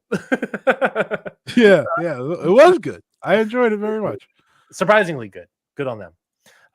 Ring of Honor Pure title match. Lee Moriarty defeats Wheeler Yuta to become the new Ring of Honor Pure title champion by doing a pinfall. Leveraging the ropes. Sort of a heel tactic. Guess what? They had no more rope breaks or whatever. So using that to his advantage to get the win. What do you think of Lee Moriarty becoming the new Ring of Honor Pure champion? Hate Pure Rules. Love the finish of the match, which were Pure Rules coming into play. Lee Moriarty's great, man. Okay. And I'm happy he finally gets something. You want to talk about a guy that should be pushing forward Ring of Honor? That's literally what Lee Moriarty's here for. Mm-hmm. I'm very happy he won. Again, don't like the Pure title, but I like Lee Moriarty. I think him and Wheeler had a good Pure Rules match. I just think it does limit like my interest because a lot of what I like in wrestling has nothing to do with Pure Rules. Sorry, Jonathan Gresham. But like I like big strikes and kind of fights. I don't like grappling and rules. We talked about a long time ago, like when the match is about rules. It's like, I don't know, man. Why was the match before this great? Because it had no rules. Why was that match better than expected? Because it had no rules. Pure Rules, I feel like this match could have been better had it just been a singles match between Wheeler Yuta and Lee Moriarty. That said, as you told me in Slack, the best Pure Rules matches are the ones that focus on the rules and use them to the advantage of the story of the match, which they did here. I thought the finish was great, really great. So the match was good, but the finish was great. Lee Moriarty, I'm very excited for. He deserves the spot. And, they kind of followed it up the next day on Collision, which was interesting, having them in the same match. And Wheeler continuously made sure Lee Moriarty did not win. Like, that was his one goal of the match. He did end up winning, but Wheeler ended up winning. Well, I don't remember how, but that was the whole goal. And it's like, I like that. I like that type of thing. It's like, that should be kind of a rivalry. And I really am just happy for Lee Moriarty. That's a guy that you and me have talked about, and I'll talk about it again. He's the type of guy that get paid, obviously, but he's the type of guy I wish got the Japan run. Like, then signed, because I think he would have benefited more. And to me, the way he talks about things, it feels like he really wish he got to as well. We can do excursions. If WWE can do them, you can do them. Let's put Lee Moriarty in the 5-star. I think that'd be good. I think honestly, I think he would love that too. To be honest, he would love that. I already got my AEW 5-star competitor though, so never have come close to 5 stars, but we got it. You made my point already, which is that I do think Lee Moriarty. I think Wheeler Yuta is really good at Pure Rules title matches, and I do agree that like what makes pure rules title matches great is when you do focus on the rules, and the length I think was a little too long, but the whole idea of going close to that time limit while also you have to get to the point where you use up all the rope breaks, I think was good. And then it all made sense when it culminated in the finish, being that I'm going to use the ropes as a way to pin you. Was a good culmination to get that last second grasp of victory. I think that was very nice. I think it was a very good story. I think there was great work between the two of them. Yeah, I think they're in a weirdly tough spot doing a pure rules match after a Texas death match. I don't think that's a great spot to do it, but it's fine. It's whatever. These guys. That definitely did not help them at all. No, I would have maybe. I don't know. I think maybe the Eliminator, the 6-man tag title Eliminator, probably would have been a better spot here. But we'll get to that. It's whatever. Next match, fun match. We're gonna start moving us faster. I'm gonna start just taking to another gear. Ring of Honor Women's World TV title match. Red Velvet defeats Billy Starks in 14 minutes and 55 seconds. We kind of already talked about it. I think they had a really solid match. Oh, sorry. Scotty's in the middle of stirring it up. Red Velvet gets the win here. Obviously, we talked about already. The finish here was that Billy Starks faked that injury, and then I forgot what happened, but she faked an injury, and then she got played, and then she lost. Yeah, Billy Starks very clearly beating Athena because they don't know who else to beat Athena. Can we talk about that? Just a poor idea. Well, maybe we should save that for the Athena stuff. But yeah, sure. This match here, I haven't seen Billy Starks in a while. I thought her heel work was really nice. I thought her better than I expected. More importantly than just her heel work, because she's a babyface wrestler. Yes, so. What she's developed since the last time I saw her is really good heel offense. And I thought that was the really showcase thing that I wanted to see here, and she did a really good job. Starks. She's good. I'm really happy for Red Velvet. Red Velvet always screamed to me TBS champion. Before we got to the realm of Mercedes Moné just having the belt. Once upon a time, that was a mid-card belt, okay? And it was a cool mid-card belt. I was like, she should beat Jade. And obviously that didn't happen. But Red Velvet, good. So I'm happy for her. She deserves this. Really entertaining wrestler. I liked the finish of this match. I like her finish. I liked playing the thing of Billy trying to do the neck thing and trying to screw Red, but Red was kind of ready for it. Obviously this had the great call like we talked about. And yeah, Billy does good heel work, all things considered. Her future's obviously as a big time baby face. That's just the natural vibe she gives. But listen, ROH is the place to try these things, I don't think it was a long heel run.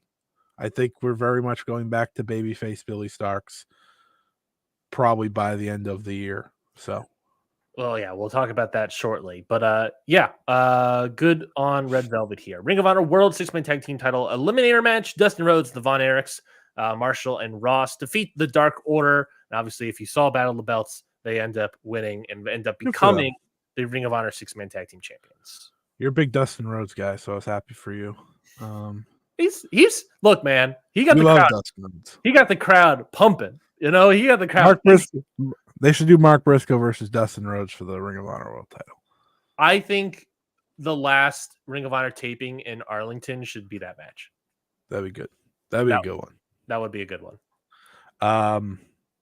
But what this match was ultimately was fun for the crowd in Texas.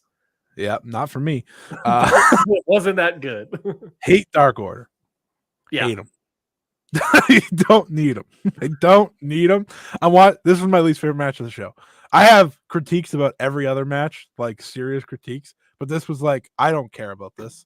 I don't want to watch this. Dark Order stinks. Yeah. Dark Order's one magic match was the one where Hangman filled in the Eliminator in the trios finals, and that happened to be against the Elite. So it's like, what are you gonna do? It's like, duh. That was the best match they've ever had, and it was like 95% Hangman. Well, another great match that the Dark Order had was a 5-on-5 Eliminator with Hangman. Because Hangman versus the Elite. Yeah. There's a trend here. Brody Lee had great matches. Yeah, that's true. Question from Venkin Bjorn. Real question, Scott. Dark Order hate Do you hate Dark Order or House of Torture more? I hate Dark Order more, without a doubt. Here's the thing about House of Torture. I get far less mad at their interference than I do everything else because I know that's their thing.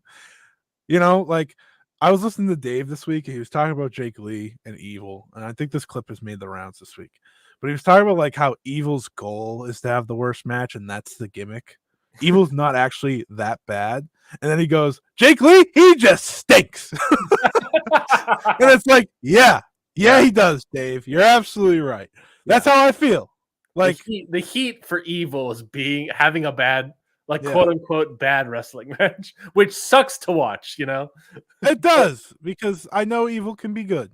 But that's the hot take all the time. I know. But when you pull it out of him like Kid, when you pull it out of him, I'll say it, Tamatonga. Yoda Suji Shingo in the cup this year, when you pull that out and overcome, there's like a match. There's great matches within it. We talked about it a billion times. Yeah, shout out to the big man Evil. Ring of Honor World TV. I just like Evil more than all the Dark Order wrestlers combined as well. So most of my House of Torture is just for Evil. I'm not gonna lie to you. When did we get Jake Lee versus Evil for the control of House of Torture? Didn't that already happen? No. I'm saying for control. That was really bad. I'm talking about for control of House of Torture. Yeah, that's a terrible combination. A bad wrestler versus a guy trying to have a quote unquote bad match. Yeah, like Evil literally said in his promo, I'm gonna have the worst match of the night. Okay, so that's his goal. Jake Lee didn't say that, but he's succeeding every night. Yeah, it's pretty impressive. And when we say worst match, we're saying a match that isn't a professional wrestling match, in the kayfabe, right? Yeah. It's the what is the antithesis of a professional wrestling match? Interferences, weapon shots, all these sort of stuff. Right. Whatever isn't happening, grappling in the ring. That's Evil. As Dave said, Kento Miyahara is a special wrestler because of Jake Lee. Yeah. Anyways, Ring of Honor World TV title, Survival of the Fittest, final 6-way elimination match. Elias Jr. has become, I believe they said on commentary, the first champion to ever walk out successful in a Survival of the Fittest. You're damn right. He defeated Brian Cage, Johnny TV, Lee Johnson, Leo Rush, and Shane Taylor. I thought this match was totally serviceable. It wasn't as good as their previous Survival of the Fittest matches in this company, but it was totally fine for what it was. Really good up until the dives, and then it fell off a mountain. It just absolutely jumped the shark with the Jake Lee, with the Johnny TV, Brian Cage stuff of doing like the Big Show Kane thing. That sucked. That pissed me off. I was like, this is stupid. Because listen, what do I want to see in this match? What final three do I want to see? I want to see Atlantis Jr., Leo Rush, and Lee Johnson. So what do? They make sure I have the complete opposite of it. Atlantis Jr., Johnny TV, and Brian Cage. Johnny TV stinks up these shows every time now. Back-to-back pay-per-views. And it just sucks because, once upon a time, Johnny Mundo, real good. But this character just stinks it up. Stinky poo poo. The character, not the wrestler. I know Johnny. I feel like he can have fun multi-man matches still. How old is he? He's 40 something by now. 44. Good for him. He's up there. Brian Cage is 40. He can still move well. That's the thing. It's just whatever. Elias Jr., shouts out to you. Cut more promos in English. Thank you. Yeah. I know Spanish is his native language, but the moment I saw him speaking Spanish and not English, that's not a shot, by the way. That's just actively upset. Like if this was a romantic movie, I'd want to hear Atlantis Jr. speak. Sure, as much. But I know he cut a promo in English after the match, and I was like, give me more of this. This guy's so good. It's not because I don't hate him talking Spanish. I like when wrestlers talking, but it's so good. Have you heard yourself, sir? Have you heard yourself? The cadence in your voice. I'm shocked it sounds so good. That was a funny thing that you said after the match. That was at the beginning because they played the video. You're like, wait a minute, why are you not talking? Hold on. And I was like, hold on. I literally texted you, why is this guy speaking Spanish? I was like, are you having your WWE moment right now? He's like, no, I just like his voice. I just like his English-speaking voice. It sounds great. That's funny. He's good Right, at let's it. finish Yeah, Ring of it was Honor. my Vince McMahon. We've been here too long. We got to preview SummerSlam. I know. Ring of Honor Women's World Title match. Athena defeats Queen Amanada. This was a great match. At first, I kind of missed some of it because I think I was super tired, but I rewatched it. It was a great match. Great coming out party for Queen Amanada. Will Ospreay sitting in the back, seeing Queen Amanada hit a Tiger Driver, shaking his boots back there. Queen Amanada. Will Ospreay. That was a great Tiger Driver. I didn't see her hesitate at all. Not at all. He's scared of hitting the Tiger Driver. Queen Amanada is like, one and only. Here we go. Boom, baby.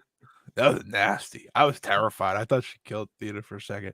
They were nasty in this match. Yeah, like a lot of nastiness. It certainly wasn't a coming out party for Queen Amanada because I think that has already taken place. But it definitely was I don't necessarily even know if I want to say a star-making performance, but it was a great match for Queen Amanada.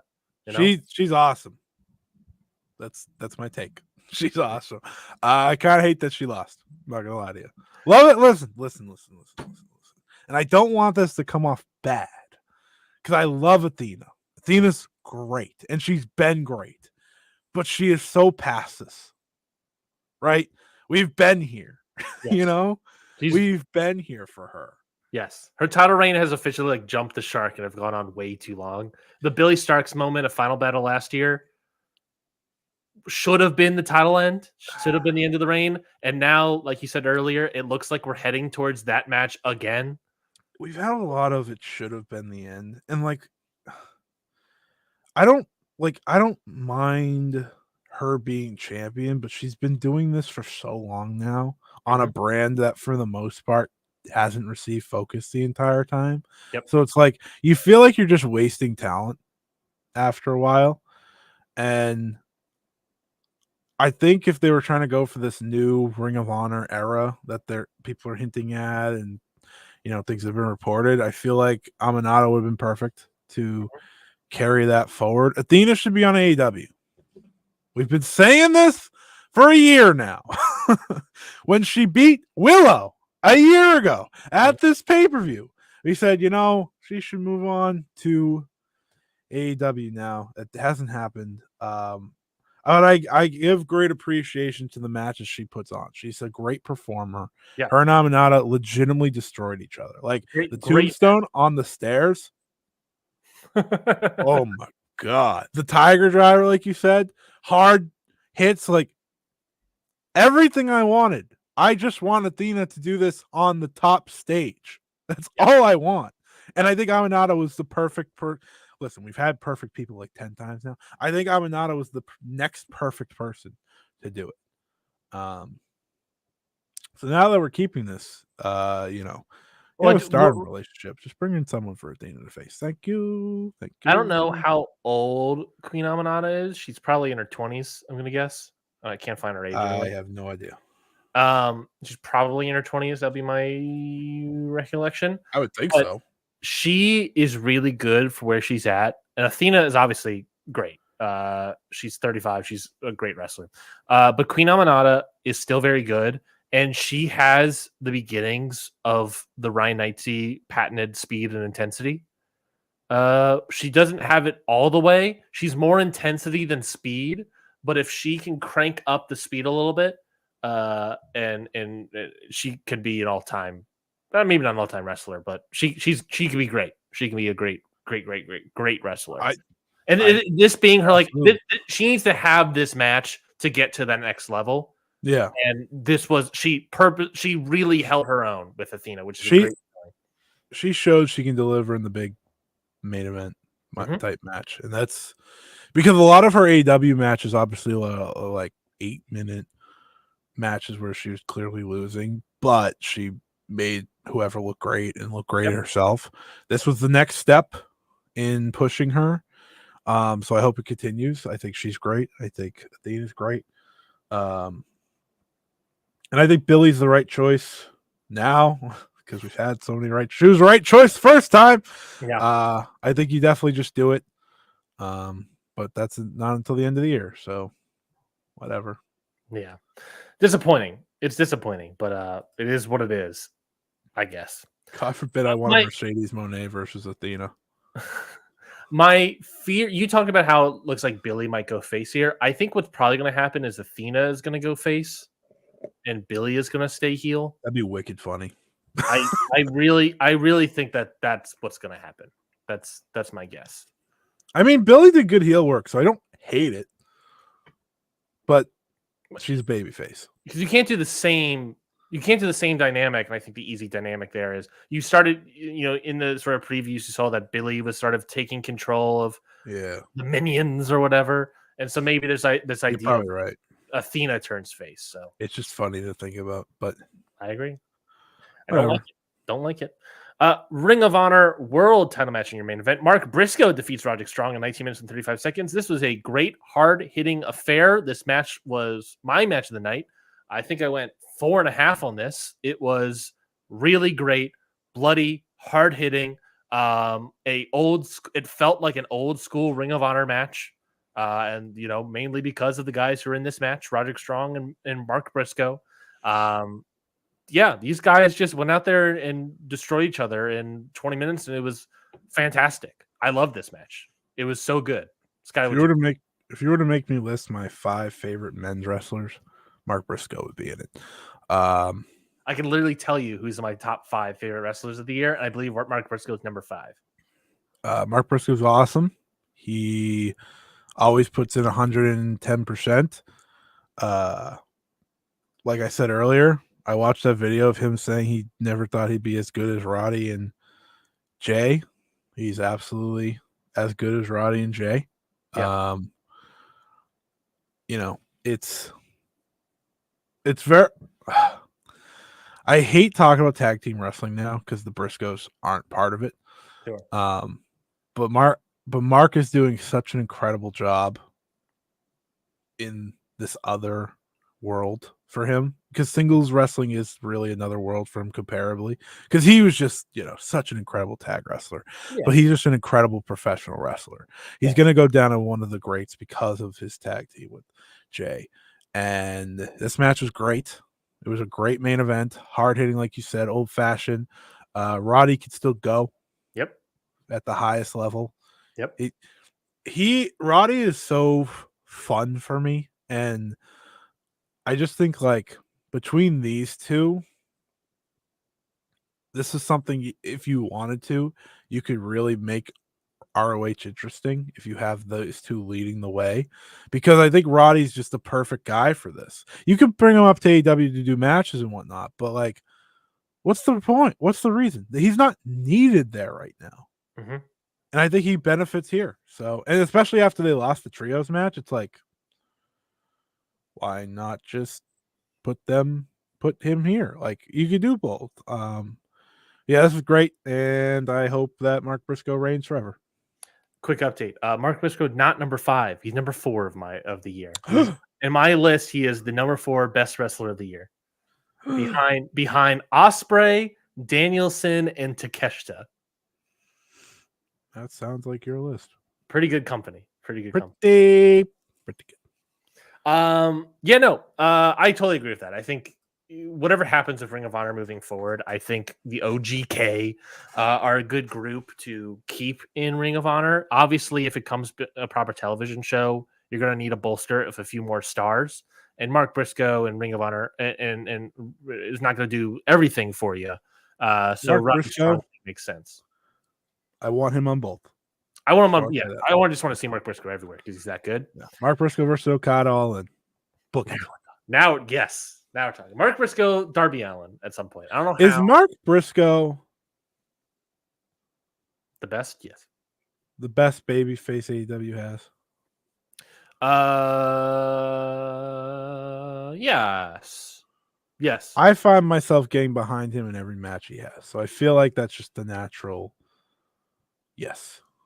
Ospreay is very babyface. I'm not getting behind him in his stupid Tiger Driver bullshit. Yeah, that's what I was gonna say. He's very babyface. He's a really good wrestler, obviously, but the Tiger Driver story, a lot of people are not in on. I think everyone's in on Mark Briscoe. Darby is up there, but I do think I would put Mark Briscoe this year over Darby just because Darby has been gone a lot because of injuries. Yeah. I think those two would be my top two, Darby and Mark, as the most natural, easy to get behind baby, especially throughout their matches. Mm-hmm. Because Will is just Will. Yeah. That makes sense. Like his matches haven't changed. Yep. So like he just wrestles the same match as a heel or a baby. I think Eddie is also up there. Eddie Kingston is also up there for AEW. And Jeff Jarrett. All right, moving on. Jeff Jarrett is actually one of the top baby faces coming in right now. Well, that's a double J. Yeah, he's real good. Jeff Jarrett. Who would have thunk? Who would have thunk? Years ago when we were all bashing Jeff Jarrett, now it's like, damn, this guy's great. This guy's so good. Ain't he great? Ain't he great? Let's talk about Stardom real quickly. That's all Ring of Honor. I don't want to do that. I don't want to do that at all. I know, but we got to talk about Stardom. We don't have to do shit. I'm leaving. We got Scotty. You're the only one that watches the show. These shows. We got to talk about Stardom. We got to talk about what's happening in this company. I know for a fact, Mystico. No, don't become Mystico, Scotty. Don't hide behind the Mystico icon. It's my dream. Let me dream. The audio wave bubble that emanated from the Mystico icon made it even better. It's my dream. So Stardom had 2 nights of shows called Stardom Sapporo World Rendezvous, and of course Sapporo.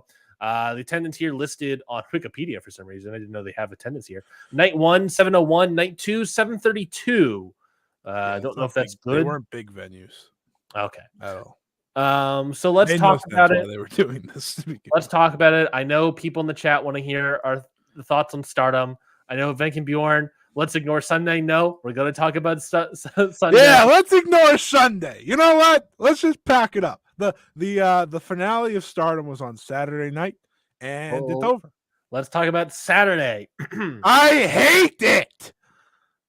Saturday. We'll talk about Saturday. Let's talk about quickly. I'll go through real quickly. Mayu Iwatani defeat Hanako in a singles match. Any thoughts on that? It was good.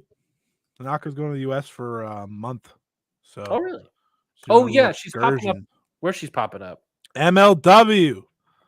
That's what it was. That's what it was. I was like, she's popping up somewhere. Because Mina's going. So they're going to go together. Mina's obviously going. She didn't get in the 5-star. What a loser. Then we get Anna Jay. Can't wait. Can't wait. Saki Kashima defeats Aya Sakura in 26 seconds. I have no thoughts. No thoughts. Yeah, 26 seconds. There's a lot of these matches where it's like no thoughts because this is one pay-per-view split into 2. Yeah. Yuna Mizumori defeated Waka Tsukiyama to qualify for the A block. Sorry. Yeah. 5-star Grand Prix A block. Which A block is it? Red Stars A. Okay, great. Not enough information here on the Wikipedia page. Is it Red Stars A, Blue Stars A, Red Stars B, Blue Stars? Yeah, B? see, that's the problem. You gotta specify. We got a million of things called the same exact thing. Whatever. Any thoughts on Yuna Mizumori getting to the 5-star? She was the right choice. Perfect. Tam Nakano defeats Sayaka Kurara. Got it. 11 minutes and 44 seconds. Thoughts? No. 10-woman tag team match. We got the debut formation of Neo Genesis. Yeah. Starlight Kid, Azame, Suzu Suzuki, Mei Sara, and Miyu Amasaki. And they defeat Star, Suzuki, Kagama Hanan, Saya Ida, and Momo Kogo. Thoughts on this match? Thoughts on Neo Genesis? Oh my God. I'm looking at a graphic of Scotty waving the flag for Neo Genesis. I was going to post that yesterday, and then they killed me inside. So I was like, what's the point? What's the point? What's the point? Listen, I'm not going to lie to you. Going through this first show feels useless to me. It really does. I know. Like, I'm sorry. I watched the show late. I watched it later on Saturday, and I had a great time so this was really solid. Like, Neo Genesis is great. You have like really great wrestlers in there. Of course, it's great. I'm not sure how I feel about Starlight Kid and Azame being in the same faction, but it's listen. There's more bullshit than just that. Okay, I understand. They're like best friends, so I don't care. Whatever. Yeah. But they're supposed to be rivals forever. And Look, but let's keep the rivals together so that when they break up, you can revigorate those matches. You know, hey, is that something? yeah, you're right. Yeah. Let's build up other people in this division. Yeah, maybe there's something there. It's a super young team. Like you put all the best young talent in the company in one group. It's like it's bold. We'll see, but they get the best matches on every show now, so it's cool. Mhm. I need to steamroll through this. I'm not gonna lie. I don't mean to be that guy, but I am like about to explode because of the next day. So just I have no thoughts about the next match. I'm just telling you that now. Okay, so we'll skip Empress Nexus Venus defeat Oedo Tai. Yeah, that's useless because Saya Kamatani's in that. I understand that. But we'll get the quick thoughts of the future Stardom Championship. Rina, future of Stardom Championship, by the way, in the semi-main event. Rina defeated Yana Yagami. I think that was insane that the title's in the semi-main, but whatever. Yeah, it was good. It was good. Rina's been good as future Stardom champion. Good for her. And Wonder of Stardom Championship, Natsupoi defeats Saori Anu to become the new Wonder of Stardom champion. I know you have thoughts on this. I didn't even get to celebrate this for 24 hours. And, you know, the problem is I knew what was coming Sunday. I did. And, like, I just thought, like, you know what? Maybe we won't do it. Maybe we won't do it. Maybe I don't have to be right. But let's talk about Natsupoi. Well deserved. Long time coming. The way to get here was very silly. You pitched her as the next champion months ago. As like, yeah. I would have been right if they didn't do the weird Awada thing. I would have been absolutely right because it was the obvious move to go. Natsupoi is now in a role where she has to be like Momo Watanabe was when she was champion. She pretty much was the world champion while her holding the Wonder. Natsupoi now has to do exactly that. And I think she's the one that's capable to do it. But if there's one if a tree falls in the forest and no one's around, does anyone hear it? If there's one good thing in this company and everything else is bad, does it matter?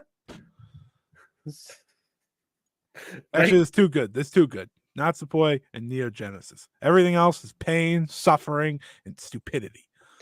Night 2, there was a pre-show match where Yuna Mizumori defeated Momoko, Ruaka, and Rihanna in a 4-way. But then there's also the high-speed title match where Mesara defeats Saya Kamatani to get the title back, by the way. Thank God. From American Dream and the Keystone State. Oh, that was gets the title back after a wild excursion. And then, Scotty, I have to imagine, when May wins this title off of Saya Kamatani, what are you thinking in that moment? I want to know your immediate thoughts when Saya Kamatani loses the high-speed title. So, you see the writing on the walls, and then that happens. Well, here's the thing. On Tuesday, this past Tuesday, they turned Konami to a Oedo Tai. So I said to myself, maybe they just won't do the Saya turn that I have feared for the past month and a half. Because, like, right, you already did something, right? It's like, you know, they won't. And, you know, I talked to enough people that were like, well, you know, Mike and Saya want the tag belts. And they were trying to convince me. But when I saw her sitting there in dread, I was like, oh, frick, it might still happen. It might still happen. But I was also like, good. Lose the belt. You don't even need it. You don't deserve it. They made me hate Saya Kamatani. That's very disappointing. Which I guess is like the point of the faction. Hate and heat, baby. 5-star heat. No pop. 5-star Grand Prix A block qualifier. Miyu Amasaki defeats Lady C. The other right choice. Miyu Amasaki's been very good this year. I'm happy for her. She's the most to grow from through this tournament, so she should have a fun tournament to go. Miyu Amasaki versus Anna Jay. Main event in any arena. Continue. Hanako defeats Kuraya in 10 minutes and 4 seconds. Oh, yeah. That was Hanako's last match, I guess, before going on excursion. So, wishing her the best, which goes to the U.S. She has a lot to learn still because she is like the giant of the roster. She needs to learn how to utilize that being the aspect. And it can be tough when you're a rookie. So I'm interested. I will be watching, seeing what she does in America and what matchups make sense for her. MLW booking her is really weird, but yeah, there's not a lot of people there that I think could. I mean, Janai Kai is like the only like relatively good champion. I but guess she's also extremely young. You know. Yeah, we'll see. We'll see, but good luck to her.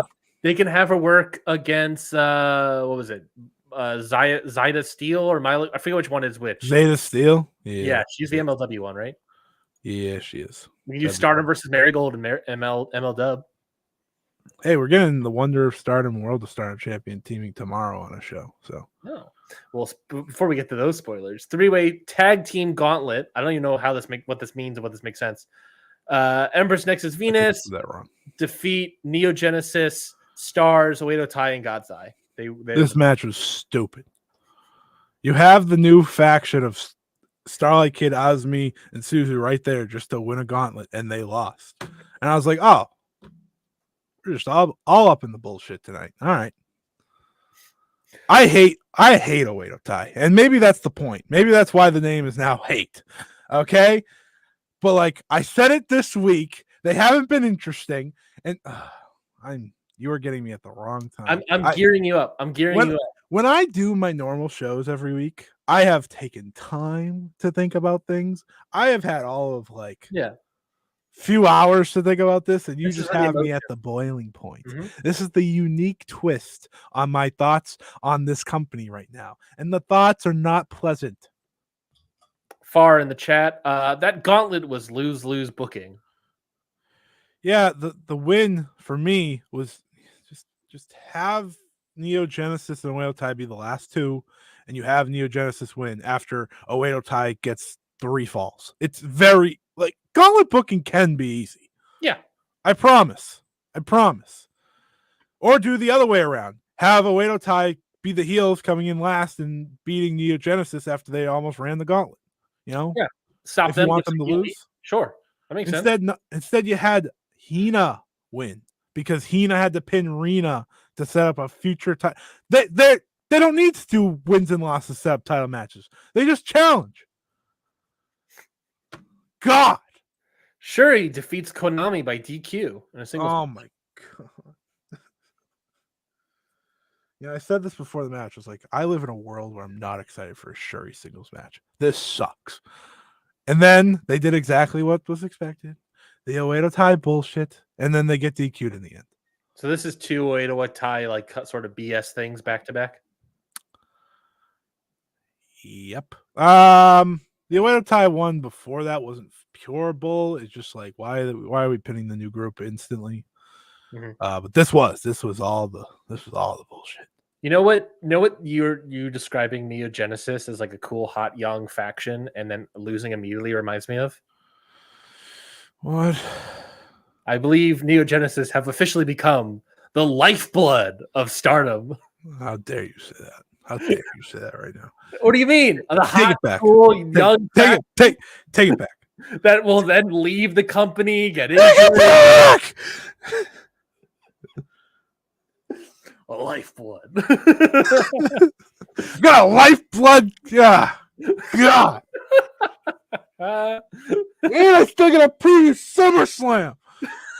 I'm revving you up. Okay, semi-main event on a team called Eye Contact. That's her name. Mayu Iwatani and Hanan defeat Cosmic Angels, Hamikano, and Natsupoi. Yeah, that's good. Best match of the show by a lot. Everything else was whatever. Is this the best match across the 2 weekends? No. I much enjoyed Natsupoi and Sayori. They dropped each other on their head a lot. But this was good. If there was a recommendation for these 2 weekends, it would be that one and maybe the semi-main. Yeah, I guess. Nothing. For sure. Skip some wrestling before it gets out of control. I really liked the Wonder main event. Some people didn't. Some people did. I liked it because Natsupoi came out with a fire, and that's what I wanted to see. Natsupoi is great, and this was good. Hanan pinned Tam, which was the big thing going into the 5-star, which is great because Hanan's been pinned every other match since the Cinderella. So it's like, oh, Yay! We gave her which angers the hell out of me because gonna- that tells me Tam you is know gonna what pin her. Tam is gonna pin her. Oh, 100%. They're not even in the same block. But one thing. Wait, hold on. They're not in the same block? No, they're not in the same block. Mayu and Tam are. Anyway, nothing makes sense, man. Unless they're gonna be in the finals at some point. I'm sorry, I'm interrupting you. Unless they're in the finals at some point, that doesn't make any sense. Continue. That'd be crazy. But like with Hanan, it's so very clear who booked Hanan to win the Cinderella, and it's not the people that run this company because she's lost ever since. That's not how you book someone after that. It doesn't make sense. Yeah. And I've been under the belief this whole time. They're beating her out of territory. And then they have her beat Tam. And I was like, yay! Cool. But it's like, does it matter? She just lost. Like Momo Kogo was in the match yesterday in the Stars match, and Hanan got pinned. Also in the gauntlet, Waka pinned Saida, who's in the tournament, and Waka is not. Things don't make sense. A year or two ago, we had conversations that they were one of the best promotions in the year. Yeah, we talked shit changes. To wrap all the way back. Bushiroad's got a special quality to them. Ruining things that are good. Wrap all the way around to the beginning of the conversation about WrestleMania London. 2 years can make hell of a difference in a company. Sure can. In your main event of the weekend. One second before we get to this.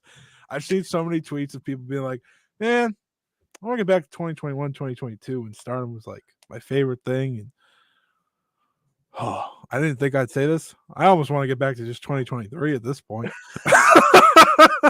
2023 was not great. Look, I love it, but I'll take the Triangle Derby. No shit. Oh God. Yeah. Main event for the world of the Stardom Championship. The winner is Natsuko Tora. Defeats Maika after, if I'm not mistaken, Saya Kamatani turns heel. I assume joining Oedo Tai and allowing Natsuko Tora to become the new World of Stardom champion. This is everything I hate.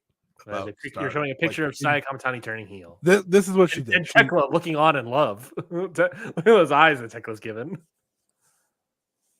Get me somebody that looks at me the same way Tekla. Tekla looks at Saya Kamatani when she turns heel. So Saya Kamatani, the lone member of Queen's Quest. Queen's Quest is dead. Officially turned heel to join Oedo Tai. Okay. Let's talk about this. Walk us through it. The floor is yours for sure.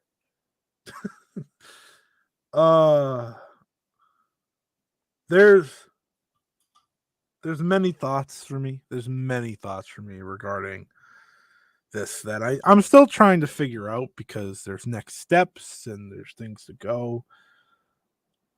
But this was without a doubt the worst booking decision they could have possibly made. And I'm not even talking about the Tora title win. Sure.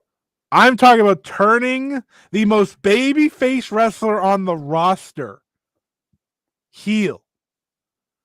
They spent the past 2 months trying to make Saya Kamatani this babyface that you want to cheer for, and maybe she can revitalize Queen's Quest under her image. Right. She can bring the faction back up. Yeah, she had done all this crying and fighting back and just trying to get back to it. And, she tweeted the day of the Io Utami match, I'm the number one queen. Shut the hell up. How dare you? She did. They did this story.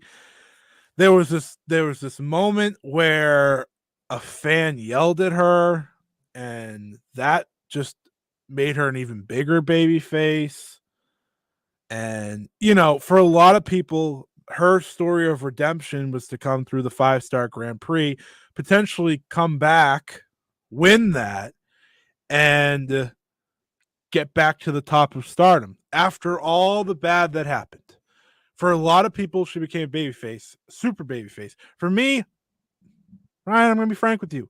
I didn't like it. I didn't like any of it. The Queen's Quest stuff made her look dumb. I didn't feel bad. I thought she looked dumb. Yeah.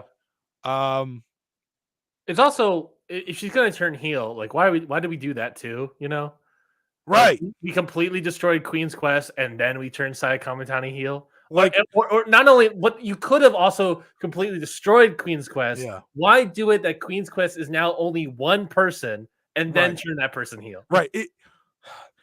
It's almost like they join another faction.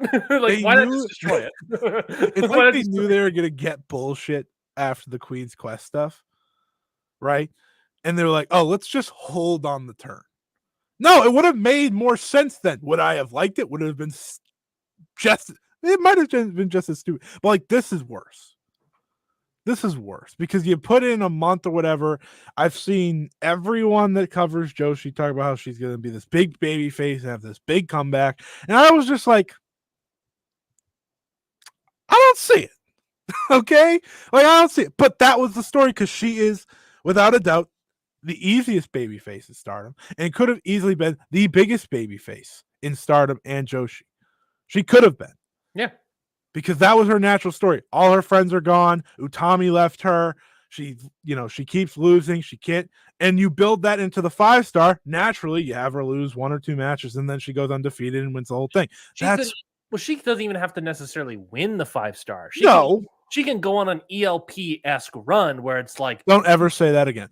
The idea of she could actually lose most of her matches, right, and extend the story a little bit. You could have won either way.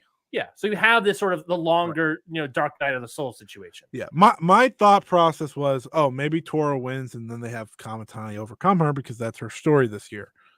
Nope. So I'm watching this match, and I'm like, all right, whatever. Like, I'm not all that interested as is. I don't like. Some people say, a lot of people liked the match. It's like the wrestling itself was good. Tora debuted a new haircut. Yeah, she got the Aja Kong look, which was good. It was a good look. So when she pulled the hood off, I was like, oh, she's winning. So like I thought Natsuko Tora's winning.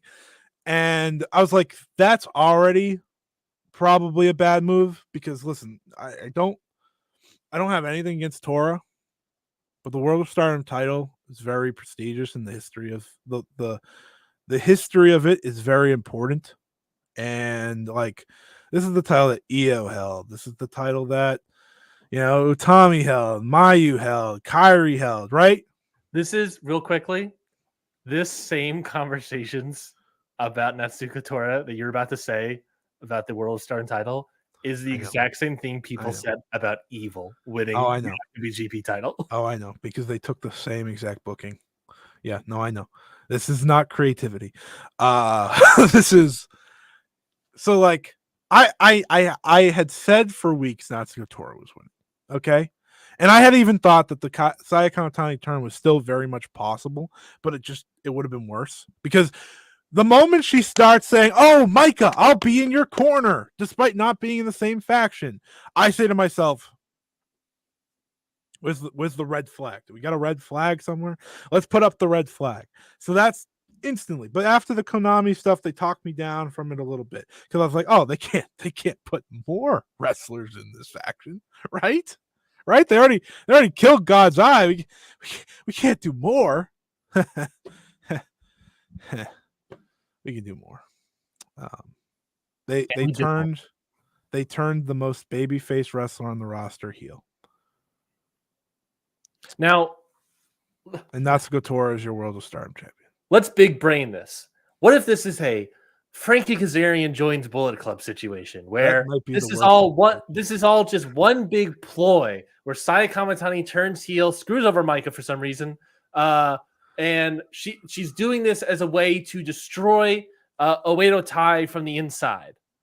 What if that's the big brain storyline idea, that she's going to destroy it from the inside and ruin Oedo Tai and create a civil war where she takes groups and she makes a new Queen's Quest out of the giant faction that is Oedo Tai now, by the way, with Konami and Tora, and we name one after another giant faction, maybe a civil war where she breaks it up, makes a new Queen's Quest. What if that's the big brain idea here, Scotty? Who cares? That's the thing. It's like, I understand you trying to make reason out of it, but like, I sit here and I watch all this unfold. I don't care. Like, there's nothing to make me care now. Yes, the 5-star is going to be good. There's a lot of good wrestlers. There's going to be a lot of good wrestling. But you're also going to have just wrestling. It's just wrestling, right? But I say that, but also there's a good chance we'll get a lot of interferences and a lot of House of Torture-esque bullshit. So much Oedo Tai. There's so much of it. So they're all over the place now. Here's the ultimate feeling when it's all said and done, right? The dust settles, you see them all pose. So much comes from this. Queen's Quest is gone. Officially. And listen, I already said Queen's Quest got their goodbye in another company in another singles match. That was the official goodbye to me anyways. But now that's gone. That's bad enough. You're getting rid of the most famous faction of Stardom's history. And listen, you want to start fresh now that Rossi's moved on? Sure, whatever. Why don't you just change the belts too? Why don't we just make them boring ass belts? Well, let's just keep going. But Oedo Tai's gone now too. Yeah, so what is that? What happened with Oedo Tai? Natsuko Tora said, we're no longer Oedo Tai. We're now hate. That's the group. Little on the nose. Little on the nose. I hate Stardom. Scotty, you can't hate. I can't hate. Listen. People can say I've been worked. No, the thing is, I don't feel anything about like actual Oedo Tai. I find their matches boring. I find them boring. I don't get excited by that. And they're now actively ruined. Oedo Tai hasn't been interesting. No, since Natsuko Tora took over, honestly. Yeah. Ever since Kagetsu left. Yep. And some people's arguments this week when Konami was like, well, they're doing something with them. Isn't that what people wanted? I was like, sure. I was like, they did something with them last year. They made Natsuko go undefeated in her block, essentially. Like, that was their thing. Speaking of, no longer in the block. No longer in the 5-star. Oh, we have all these play-ins, and then this, and then Natsuko's like, you know what? I don't want to do the tournament. Which, you know what? I think World Champions doing the tournament stupid. We're watching Naito suffer because of it. But, like, you got rid of Oedo Tai and Queen's Quest on the same night. Why don't you just change the name of the company? Why don't you just change the belts to boring ass the Stardom World Championship, and the Stardom Intercontinental title, and we can call it the Stardom IWGP Global Heavyweight United States. We'll just put all the words that Bushiroad loves. When can we have the Stardom girls come out? Or maybe the Stardom boys instead of the Nitro girls. We'll do the Stardom boys. They'll bunch of hot boys come out, just start doing some cheerleading or whatever. They have this obsession with this Oedo Tai, the super heel group. It's very clear, and it's just like, I don't know. I don't know who this excites unless you're a Natsuko Tora fan, which there are. There are Natsuko Tora fans. Yeah. I don't know who this excites. I've seen the most positive Stardom people, the most positive post Rossi. Like, they've stayed true. They talk. This Saya Kamatani thing was it for them. They said this is terrible. People. Like that was it. That finally broke everyone. That finally left everyone saying, Taro Kata might not know what he's doing. I was like, I've been saying this, but yes. Obviously, I'm still going to watch. This is my job, essentially. I have to. Sure. And listen, I'm going to tell you what the road is. The road is either this. Micah's winning the 5-star for second year in a row for some stupid reason, which would be, no offense to Micah, that would be dumb. The match is clearly Saya versus Micah, not I was going to say, Micah needs to get revenge on Saya first and then get the title, Yeah. Tam's probably winning. Tam will be the savior because that's been the road this whole time. I said Natsuko Tora can win because it makes sense. Tam's the super baby face that's going to save the day. That's just ace book, and that's who they see as the star of their company.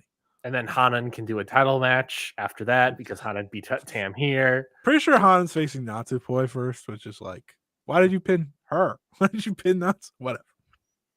I don't have the champion pin the day after.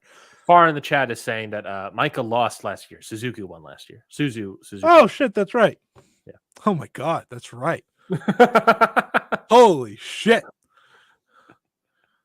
Oh yeah, Micah got the world title, and that has left me lost thinking she's won the fight. Oh yeah, she can win it for the first time then.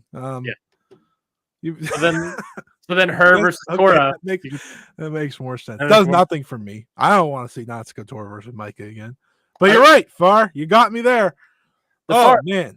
The 5-star blocks are not official yet. No, they're official. They're locked in. They're locked in. Would you like to know them? Sure. Should I feel like I should run you down the 5-star. Well, I know them. Off the top of your dome? Off the top of my dome. All right, I have it right here. Oh, they're not in any block. Wikipedia. Oh no, here we go. Okay, here we go. Red Stars A. We have Micah, Hazuki, Ruaka, Konami, Manami. I don't know who's Manami. Sendai Girls. Okay, they're perfect. Natsupoi and Yuna Mizumori. Yeah. Yuna Mizumori is the pineapple person, right? Yeah. Perfect. Can't wait. Red Stars. She doesn't do that anymore. If it helps. Sure. Well, pause it. Red Stars B. Mayu Itani. Tamna. Oh, any thoughts on Red Stars A? Hazuki's in it. That would be great. But sadly, you got two heel. You got two Oedo Tai members in it. Yep, that's gonna be a lot of Oedo Tai nonsense then. Ruaka and Konami. Yep. Natsupoi. Hazuki could be fun. Hazuki Konami could be fun. Listen, every match that's going to be fun is going to involve Hazuki or Natsupoi. That's just the way it goes. That's probably true. Red Stars B, Mayu Itani, Tam Nakano, Momo Watanabe, Azame, Meisara, Saya Ida, and Tomoyaka Naba. Obviously, I'm circling any match she's in. I'm circling this is the block. This is the block where every single match is good. Thank God. Yes, especially the ones with Saya Ida in it. Saya Ida versus Tomoka Inaba's that's gonna rule. that's what makes us watch. Yeah. Thank God for that block. Watch every single match on this block. There's no weakness in this block. No, like if anything, Momo could be a weakness. She's not. She usually turns it on for the 5 stars, so I'm hoping they just let her. I hope if we're gonna go on the heel DQs and stuff, we go with the other two in the other block. Stay away from Momo. This is the hitter. This is the baller block. Okay, we don't ruin the baller block. You also have to remember though, she's a member of Hate. Also, by the way, you said it was Hate. I'm noticing that Hate is. Has dots in between other letters, which would imply that it is short for something. I don't know. Okay, let's Hate her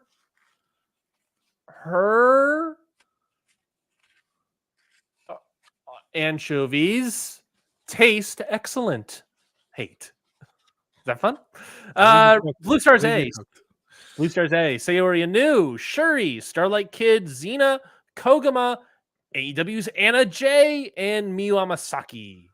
They're trying to kill me. I knew it was going to be her. Yeah, we all knew it was her. I don't think she's good. I've said that on this show. But this is this is a group where she can get better. Buddy, if she's not good after this, it's over. I agree. Her versus Starlight Kid, her versus Shuri. This is the right move by AEW. Correct. This is a good excursion. You watch Mariah May and what she became, and you hope that Anna Jay can do the same. She's got Shuri, she's got Kid, she got Sayori as the main trio for her to try to improve against. I think Xena's really good. I think Kogama will be a good. Kogama and Anna Jay screams to me shenanigan match. Then you got Miyu Amasaki, which she'll try to prove herself. Listen, if Anna Jay can't have a good match with Shuri, let's just call it a day. Let's just pack it up. Let's head home. That's kind of how I feel. Mm-hmm. Blue Stars B, Suzu Suzuki, Saya Kamatani, Hanan, Rana Yagami, Saki Kashima, Tekla, and Risa Sera. Yeah, Risa Sera's back. That's fun. Yeah, Risa Sera versus Suzu's the main sell for that, obviously. Yep. This block was already the weak block because of reasons, and now we have Saya Kamatani trying to learn how to be a heel. Okay, yeah, that could be fun to see. No, it can't. It can't. It just can't. Yeah. Because she's got to learn a style that has is everything against what she does well.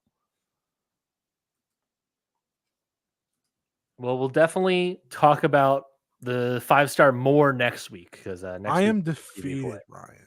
I know. Ryan, I am defeated. I know for the Joshi fans out there, for the Stardom fans out there, that everyone in the chat's talking about how wrestling is dead, how Joshi is dead, Stardom is dead. Broke. I'm trying to be over here and be like, is there any positives we can pull? Any sort of things that Natsupoi was the positive. I didn't know they said, "Oh, we'll give you a little something before we rip it all away." And I've checked. I've already checked. Japanese fans don't like it either. So this isn't just okay. The real test will be the attendance moving forward. Stardom is Stardom just in the name. I said that a long time ago. Couldn't be more true now. Stardom and what Stardom represented, what Stardom was, that is gone. Yeah. And to me, I don't know how this excites anyone. It might, again, you have to be a Tora fan or you have to believe in Saya Kamatani as a heel. Mm-hmm. And while I do think that Saya Kamatani changing something up was, probably helpful for her. Sure. It wasn't to be a heel. That's just not what she's supposed to be. Yeah. Now, listen, if she ends up being a great heel after all this. Yeah. And I'm not going to eat my words, though, because she's a natural babyface. There's something to a heel, someone turning heel to elevate themselves up the card and then becoming the top babyface later, right? Yeah. The Rock. Sure. Natural babyface Billy Starks. Working heel right now and doing a good job with it. Already has a record-breaking Wonder of Stardom title reign under her belt. I've already seen what she can be, and man, Okada hasn't. Okada can't see many things. Let's talk about SummerSlam. let's pull the jet up a little bit. Yeah, let's give me joy. What if I told Solo Sikoa? What if I told you SummerSlam taking place this Saturday in Cleveland, Ohio at the Brown Stadium, if you can believe it? They kind of snuck up on you, huh? Kind of snuck up on you. You know what cheer you up, Scotty? Not a five match card, 7 matches. Locked in for 7 matches on SummerSlam this time around. Are you excited? Not really. Is it the part I'm most excited for is when Roman comes back. Yeah, we all know what's happening at SummerSlam this time around. Everyone agrees, right? We're all here for Daddy Roman. I don't care about anything else. He's gonna show up like Robert Downey Jr. That was awesome, and I won't hear otherwise. No, I'm for it. I'm for it. We didn't talk Big pop. I know you and I have thoughts on that. When in danger, break glass. I fully agree. Russo brothers, it's a win-win for both of them, Marvel and Russo brothers. And Robert Downey Jr., hey, it's something different. Who am I going to say no to more Robert Downey Jr.? Robert Downey Jr. is I love Robert Downey Jr. Whatever. It doesn't matter. Marvel kills their villains off anyway, so it's not like they're going to keep Dr. Doom around for that long. All right. I guess spoilers if you didn't know what happened on Hall H. I mean, to be fair, if you watched the MCU all these years, you figured that out. Yeah, that's pretty sure. No, I mean spoilers about they have Dr. Doom now, and he's played by Robert Downey Jr. That's the spoiler. Not a spoiler. How would that be a It's a spoiler? casting announcement, really, I guess. Yeah, it's like it's not the show. It's not the movie. You didn't tell me like what happened in the movie. Don't tell me what happened in the movie. We'll talk about this first. We'll talk about Robert Downey Jr. We're already kind of talking about it. Cody Rhodes versus Solo Sikoa for the undisputed WWE Championship. Everyone's talking about Roman Reigns, but Vic and Bjorn brings up a great point. What if it's Hikuleo coming out? Tala Tonga showed up to help Solo Sikoa win the title. What if it ain't Roman? What if it's Tala Tonga? You know how bad Solo Sikoa would be as the top champion in this company? How to kill momentum. How are they going to get WrestleMania London in 2 years? You know that thing where Triple H does the point? Mm-hmm. And then it's like, come over here and does the thing. We can see Solo Sikoa. That's how you end the company. Cody's going to win. Yeah, Cody's winning. It's Cody winning and Roman coming out afterwards to challenge. Or not challenge, but not challenge. He's going to save the day. I'm back. He's going to come out to a monster pop, even though he's the heel. Jike, he's not heel anymore. He's been getting the loudest pops since WrestleMania. He hasn't shown up once. That's called a superstar. Mm-hmm. Nope, no WWE pun intended. I will point to the sailing and acknowledge my tribal chief, and that's okay. This match will probably be bad. Oh, I can't see it being great. It's gonna be Solo Sikoa and then a bunch of as a wrestler who's not like, no offense to Solo, he's still very young. I think. How old is Solo Sikoa? Yeah, he's young. He's 31. He's not older than I thought, but he's not that great. He's still very green and young. Not green, but he's still very young. What I'm trying to say is he's not that good right now. He's bad. He's not that good. He could get better. He's still at 31. He still has time to get better, right? Yeah. This is a match that can help him be better. But this match, the way you're going to get around hiding Solo Sikoa a lot is bloodline interference. Mm-hmm. And it's not going to be good. No. If I count on it being bad, it'll be bad.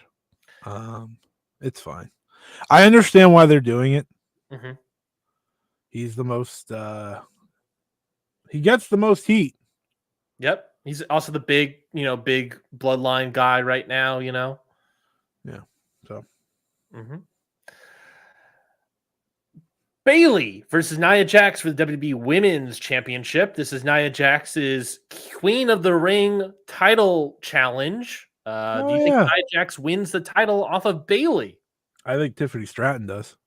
I think that's right. I've been locked in on that since the moment she won. I was like, oh, so Nia Jax is going to lose, get mad, beat her up. Tiffany cashes in. She's the champion. Done. They've been teasing that Tiffany cashed in like every live show. Yeah, she even did in Japan. Mm-hmm. I saw the whole Mako match. It wasn't good. Yeah. It wasn't that good. It was fine. Yeah, it was fine. It was that's exactly what's going to happen. I think that's right. I think, is it the right time to do Tiffy? I don't think it matters. I think it's a good time to do it. I don't think it matters. It doesn't matter. Yeah, they don't like to keep the money in the bank around long. So yeah, and I think Bayley's title reign has been fine. Hasn't been. I would say it was about the moment for her. Yeah, it was about the journey really more so than anything. Tiffy, I think it could be good. It could do well there. I think. The other Women's World Championship, Liv Morgan defends her title against the returning Rhea Ripley. This match has the second most heat behind it. It's all about Dominic. You're gonna look up that picture. I know for a fact you're pulling up that picture. I saw your eyes glance away to look at the screen so that you can pull up this Dominic picture. My hot take. You want to hear my hot take? Sure. Dominic, good. Oh, interesting. You said that. I think you made that hot take before. I said that a year ago. A year ago. I feel like I'm more right now. Sure. Dominic's costing Rhea the match. Ooh, that would be interesting. That'd be interesting. That could because be fun. I think We can finally break up the Judgment Day too. Yeah, smart brain. This one right here. This one, it says you have more time. You don't have to just get Rhea the belt now. You got more time to extend this out a little bit longer. Would I rather just see Rhea as champion? Absolutely. But I think it works better for them to continue telling that story. There's another side to this. And I think that's going to be the case in the end. And it's good. I think it's a good booking decision to prolong it with Dominic switching sides and costing Rhea. Makes him a bigger heel. He's already despised as is. Yep. Plus, if we So want to tie in the World Heavyweight title match between Gunther and Damian Priest, you do that match first. I fully believe Gunther is winning that title, as he should. If he doesn't win that match, I'll be upset. I'm ending the company. But if Damian Priest loses the title, Rhea Ripley doesn't win the title after Dominic turns on Rhea Ripley, then you can finally do that breakup angle you've been teasing for a century. Yes. And I think that's probably the best for it. This actually feels like a natural way to do it rather than how they've been forcing it. So that interests me more. And yeah, I think it's the good time to have Dirty Dom turn again. I mean, he's already healed, but Rhea's not. Sure. So like, it's just him officially going. You get it. And I think Liv and Dom will be despised, so it only helps Rhea in the long run. And I would absolutely run Rhea versus Dominic on like an episode of Raw. Can I bring up a different talking point that's kind of been brought up on Twitter a little bit? The blindness to this story. I don't know that what the WWE has. Oh, with like the connections to like the case. Oh yes, I was more talking about the increased sexification of wrestlers with Rhea Ripley and Liv Morgan, and also the blindness to the case is something. I think there is I'll use this term, a Schrodinger's sword of Damocles hanging over this. Holy shit, you just use so many big words. I do a wrestling podcast. In the form of Becky Lynch. Like, I was thinking about that conversation that was happening over the week of like the overt sexualizing of like Liv Morgan and Rhea Ripley. And I thought back to the build to the WrestleMania match of Becky Lynch and Rhea Ripley, where she had some sort of interview where she said, I don't think it's a good idea to do all this like sudden like sexiness that Rhea Ripley was doing. And now like Liv Morgan was doing it. And obviously now you have also the implications of the Janelle Grant lawsuit that's happening in WWE as well, with the sort of like forcing yourself onto someone is not necessarily a great idea. But I was just sort of thinking about a lot of that, like, you have massive, arguably the biggest free agent in the world right now, Becky Lynch, currently available. No one's talking about her in any capacity. Everyone just assumes she's taking a break, come back to WWE at some point. But technically, she can go anywhere right now. One of the biggest stars in WWE history, arguably the biggest women's wrestler in the history of wrestling, at least modern wrestling. A woman that had a great year, putting over the likes of Liv Morgan, making her a more serious contender, making Nia Jax like an actual threat, like a seemingly actual threat, and putting her over. Didn't really like put over Rhea Ripley at WrestleMania, but not necessarily that Rhea Ripley needed it, but it was a good final like center point there. And then obviously if Rhea Ripley getting injured, winning the title, then giving it to Liv Morgan, like helping establish Liv Morgan as well. The biggest women's star in the world as a free agent. And I then think back to that comment where she's like the over sexualization of the women's wrestlers that is happening right now. And it's never more so apparent than Liv Morgan and Rhea Ripley, with all the licking and kissing and sexual innuendo and Liv Morgan butt just hanging out and Twitter going crazy over it. Like, I just think back of like Becky Lynch poo-pooing that, and now everyone in Twitter and everyone in WWE is so hot for Ripley and Liv Morgan. And it's just, I don't know, man. I don't know what my thoughts are truly here, but there is, I don't know, something there to be had. There is something. I don't know what my thoughts are either, because it's it'll be interesting to see where Becky goes. Yeah, that's what I'll say. I guess the only thought I had there that like you could pull from is like if that quote from Becky wasn't just a thing of I'm building up a match and this is how I truly feel, especially now that I'm a mother and all these sort of things, because I think she tied that into it as well. Which, by the way, also part of her also disappearing is that she promoted a book and then now she's disappeared. Like she's completely off the map. Like if all part of that is like how she truly feels, yeah, why go back to WWE right now? You know, money. Yeah. Tony Khan gets this media deal anytime soon. True. I don't want to hear about this media deal until it's actually done. Because it's I don't know. I feel like we're just throwing out bullshit now. Well, now that it's gonna happen. Now the NBA is being sued, I don't know what's gonna happen with that media deal. Yeah, to be honest. But I don't know. It's just something to me where I'm like, it's Becky Lynch is out interesting. there. Becky Lynch is out there. Not a peep was made, and she has previously despised the sexualization of the characters, and now there's two characters that are extremely quote unquote sexy for the audience and for Dom. And I don't know. I don't think it's good. Dama Riz Mysterio over here. Anyways. WWE United States Championship match. LA Knight going after the title against Logan Paul in Logan Paul's hometown. LA Knight. Now, it's Logan Paul, but it's also Logan Paul's hometown. And everyone loses in their hometown, but it's also Logan Paul. And also, the guy he's facing is LA Knight. So keep that in mind. I think LA Knight wins. You think? You think LA Knight's winning the big one here? Yeah, I do. Because feels like 1 year after he was at his hottest, so it's very WWE timing. You were popular a year ago. How about we do it now? Feels right. Sure. Feels right. It feels right. I think it's gonna be Logan Paul getting the win. But yeah, sure. That'd be fun. Why not? Let's just do LA Knight. Let's shake it up a little bit. How much time like is he staying around? Is he just like a full guy now? What are we doing with Logan Paul? Logan Paul? Yeah, he's around all the time. Yeah, but how much longer does he have in his contract? He's been around. A new deal this year.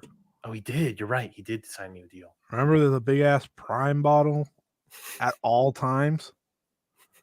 Is the Prime bottle showing up? And if so, who's the Prime bottle showing up? If the Prime bottle is showing up, who's going to play the Prime bottle? It can't be KSI. It can't be Speed. The Prime bottle is going to have more TV time than most wrestlers. I think the Prime bottle is going to be played by Kai. What's his name? Sanai? Oh, yeah. I think that guy is going to play. And I think it should be two Prime bottles. I think it should be Kai, and I think it should be Kevin Hart. That's right. I'm hip. I'm hip, kids, with what's happening on the Twitch. I'm hip and happening. It could be what's the kid's name? I don't know who you're thinking of, but I was also going to pitch Drewski. That'd be a good one. No, what's his name? He's very popular. Chet Hanks. No, it starts with an S. Sketch. I give you Sketch. Oh, fuck. Sketch is... Well, I don't know if you want to sketch now. Hey! Yeah, probably not. They probably don't. WWE probably does not. You're right. I wouldn't do that. I wouldn't do sketch right now. I saw someone say another name in chat, and I definitely won't do. I saw Sneeko in the chat as an S, and I don't think you do. Well, I guess WWE might like. I think Kai is probably a good shout. Honestly, I think Kai makes sense. Mr. Beast, can you have Mr. Beast in the Prime bottle? Probably don't want him right now either. Oh, that's true. That's also true. Oh God. Anyways, let's. What if it's just you? Huh? I remove my face on my prime bottle. You'll do it like Tony. You'll do it like Tony Stark, like Robert Downey Jr. did. You just sit there in the middle of the ring during LA Night and Logan Paul wrestling, just be like, what if you remove the prime bottle? It's Robert Downey Jr. They would do that if they could. If it matters, they would. Intercontinental title match: Sami Zayn versus Braun Breaker, happening again here at SummerSlam. All right, now it's happening. Yeah, now it's happening. I feel like it'll be a better match because of it. I think they should do full Lesnar Cena. Because you made him lose the first time. This time, just make him destroy Sami Zayn. Completely. No questions about it. Sure. Why not? And then I was going to say your main event, but this is just a match order. Probably not your main event. I don't know when it's going to happen. Probably your opener. A singles match. Finally, Drew McIntyre versus CM Punk. Special guest referee Seth freaking Rollins. Months in the making. We're finally coming to head. CM Punk is finally having a singles match in WWE. You're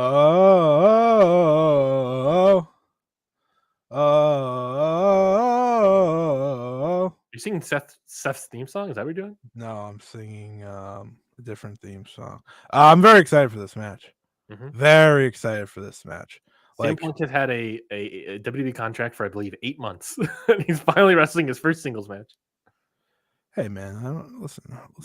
He was hurt. He was hurt. So who's going to win this match?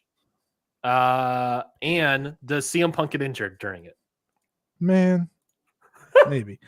It's not a 0%. No, it's a mean joke. I think it's a 60-40. I think it's 60-40 CM Punk gets injured on 40%. Like, listen, here's the thing. I feel bad that he gets hurt all the time. Just, it's his body not able to handle it clearly. But the real question for me is, does Drew McIntyre use real glass? He's already used Jack Perry. He's already done all these little things. Is that next? Does he come out to the Jungle Boy theme song? Does he? Whoa! I was trying to sing, but I couldn't remember what it was actually. So thank you for doing that. Does he do this? Does he do that? This match is going to be interesting. I don't know yet if it'll be good because I don't know the limits that they're gonna go because it feels like there should be blood, there should be anger, there should be hate. There's definitely hate. I saw Jack Perry this week with Drew McIntyre. Whoa, hold on. Is Sikatora showing up? Good joke. Can there be another faction in Stardom called Heat? There should be. Led by the Heat Storm himself, Yuya Uemura. I believe in you, Uemura. No, we're leaving that in the dust. Pretty funny that they're both popular at the same time, huh? It was always going to work. This match should be great. I think I have no idea who wins. Well, yeah, you also have the Seth freaking Rollins aspect, the special guest freaking Rollins aspect. I agree that there should be it does feel like it should be a no DQ match. Yeah. But now that Rollins is involved, it can be, I guess, if you wanted the idea that he also hates Punk and wants to screw him over. Well, Rollins is obviously getting drilled. Yeah, I don't see any I don't see any reality where Punk loses his match, honestly. But because the cards are stacked up against him completely. I'm pulling the double turn right now on this match. Ooh. What about a triple turn? Let's turn everybody. Let's turn everybody. McIntyre turning face. I'm just making sure McIntyre's face in the end of this. So to do that, you need, I guess. But how do you do Punk that? Low blow. And Rollins also sides with Rollins too. Face. Rollins is a face. Punk hits everyone. Yeah, I guess. And then Larry comes and counts the pin. Like, I don't know. Ace Steel comes and counts the pin. Like, I don't know. It's like I don't know. Stop asking me questions, man. Who do you think is going to win this match? CM Punk or McIntyre? I'll go Punk. Mm-hmm. Feels like Punk has to win. It does feel like Punk has to win. He needs to get something. It's crazy that he's wrestling. Yeah. How long do you think the match is going to be? 20? 18 minutes. Okay. A little long for Punk. That's a lot of risk. A lot of risk going. Hold on. I would do 15. I would do 15 if I was Punk. Hold on. CM Punk. I hope CM Punk gets injured at the 17 minute. Are you saying it's hey, too we long? just need to do this 3 more minutes. How long was him versus Samoa Joe? 13 minutes. Okay. That's a sweet spot. That's a nice sweet spot. What's his longest match since his return? It has to be the MJF one. The first one. Yeah, the first the Dynamite one. 38 minutes and 9 seconds. Yeah, we ain't beating that. Yeah, no. When MJF was good. Now MJF is I'm not gonna say it on here. The poops. I'll say the poops. Nope. You had a match with Ricky Starks that went 22. It was a Ricky Steamboat. All right, let's go home. Okay, let's go. Let's go home. That's it. This week's episode of Ring Post Radio. A lot of thoughts, a lot of talks, and we'll be back next week for a lot more to talk about, of course, because we're going to get into August, and it's going to kick off. I'll tell you, everybody, folks. We have a bajillion topics to talk about next week. What do we got talking about next week? We will be talking about probably doing maybe a G1 Climax update. It'll be halfway through the tournament, I think, at that point. SummerSlam review. Maybe we'll talk a little All Japan. Maybe we'll talk a little CMLL. They got some shows. The MJF title match is on Friday. All Japan's got a title match on Saturday. We'll be previewing the N1.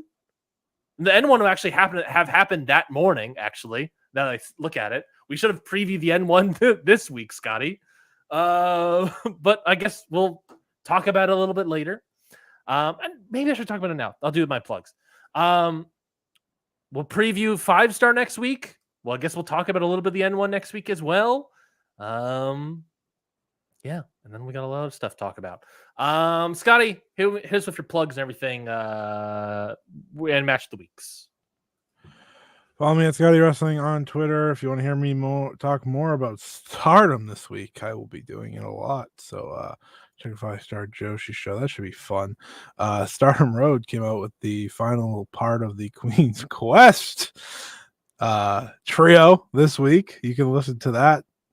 Little did we know it was the perfect end because it was all over. And match of the week. We'll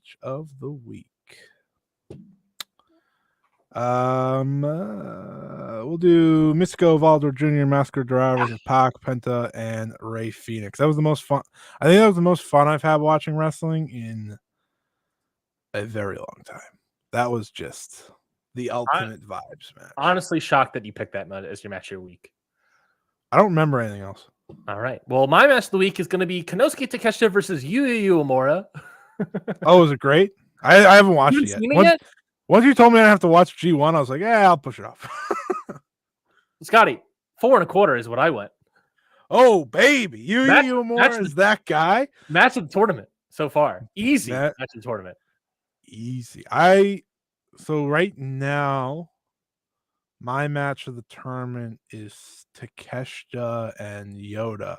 Yeah, pick a different Takeshita match. Well, I haven't seen the Yuya one yet. No, yeah. So it's better. The Yuya match is better than the Tsuji one. And better than the Cobb one. And better than the I think that's all of them. That's it. Yeah. It's really good. It's great. I'm honestly shocked that you have not seen it. I know you circled it too. You were like, I'm excited for this one. I want to sit down and enjoy it. And like everything else I've been trying to like watch while doing something.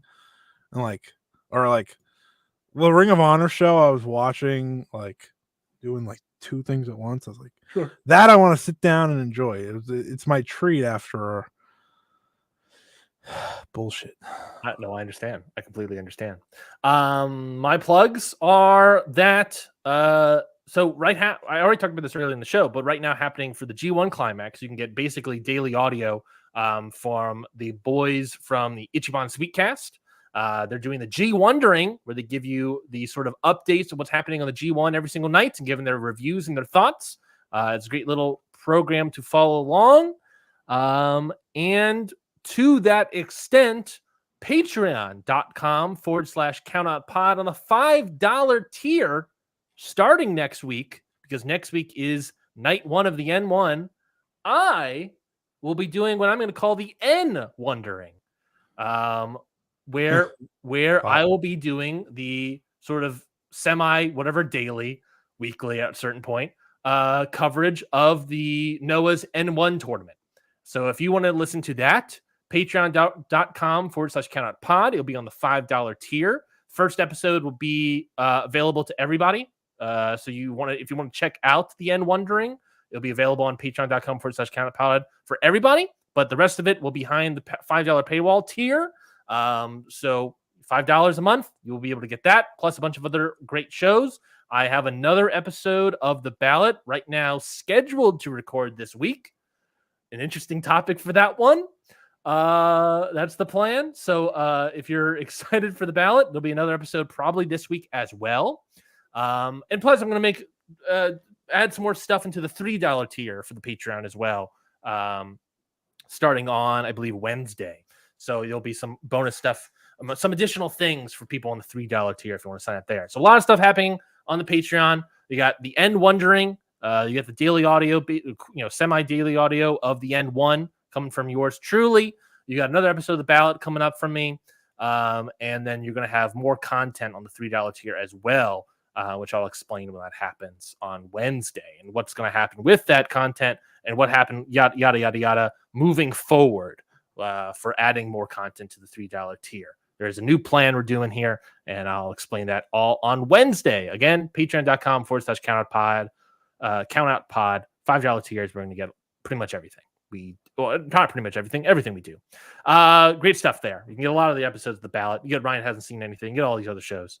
So check out patreon.com/countoutpod. That is it for this week's episode. Like I said, we have a lot to talk about next week, and I hope you enjoyed the show. If you like the show, subscribe on YouTube, subscribe to the audio podcast wherever you get it. Leave a 5-star review wherever you can. We would greatly appreciate it. It'd be incredibly nice if you can. And follow us on Twitter at Ryan Knightsey, at Scotty Wrestling, at CountOutPod, and listen to all the shows on the network. We would greatly appreciate it. Until next week, we'll be back. Goodbye, everybody. Where's my button? Oh, here's my button.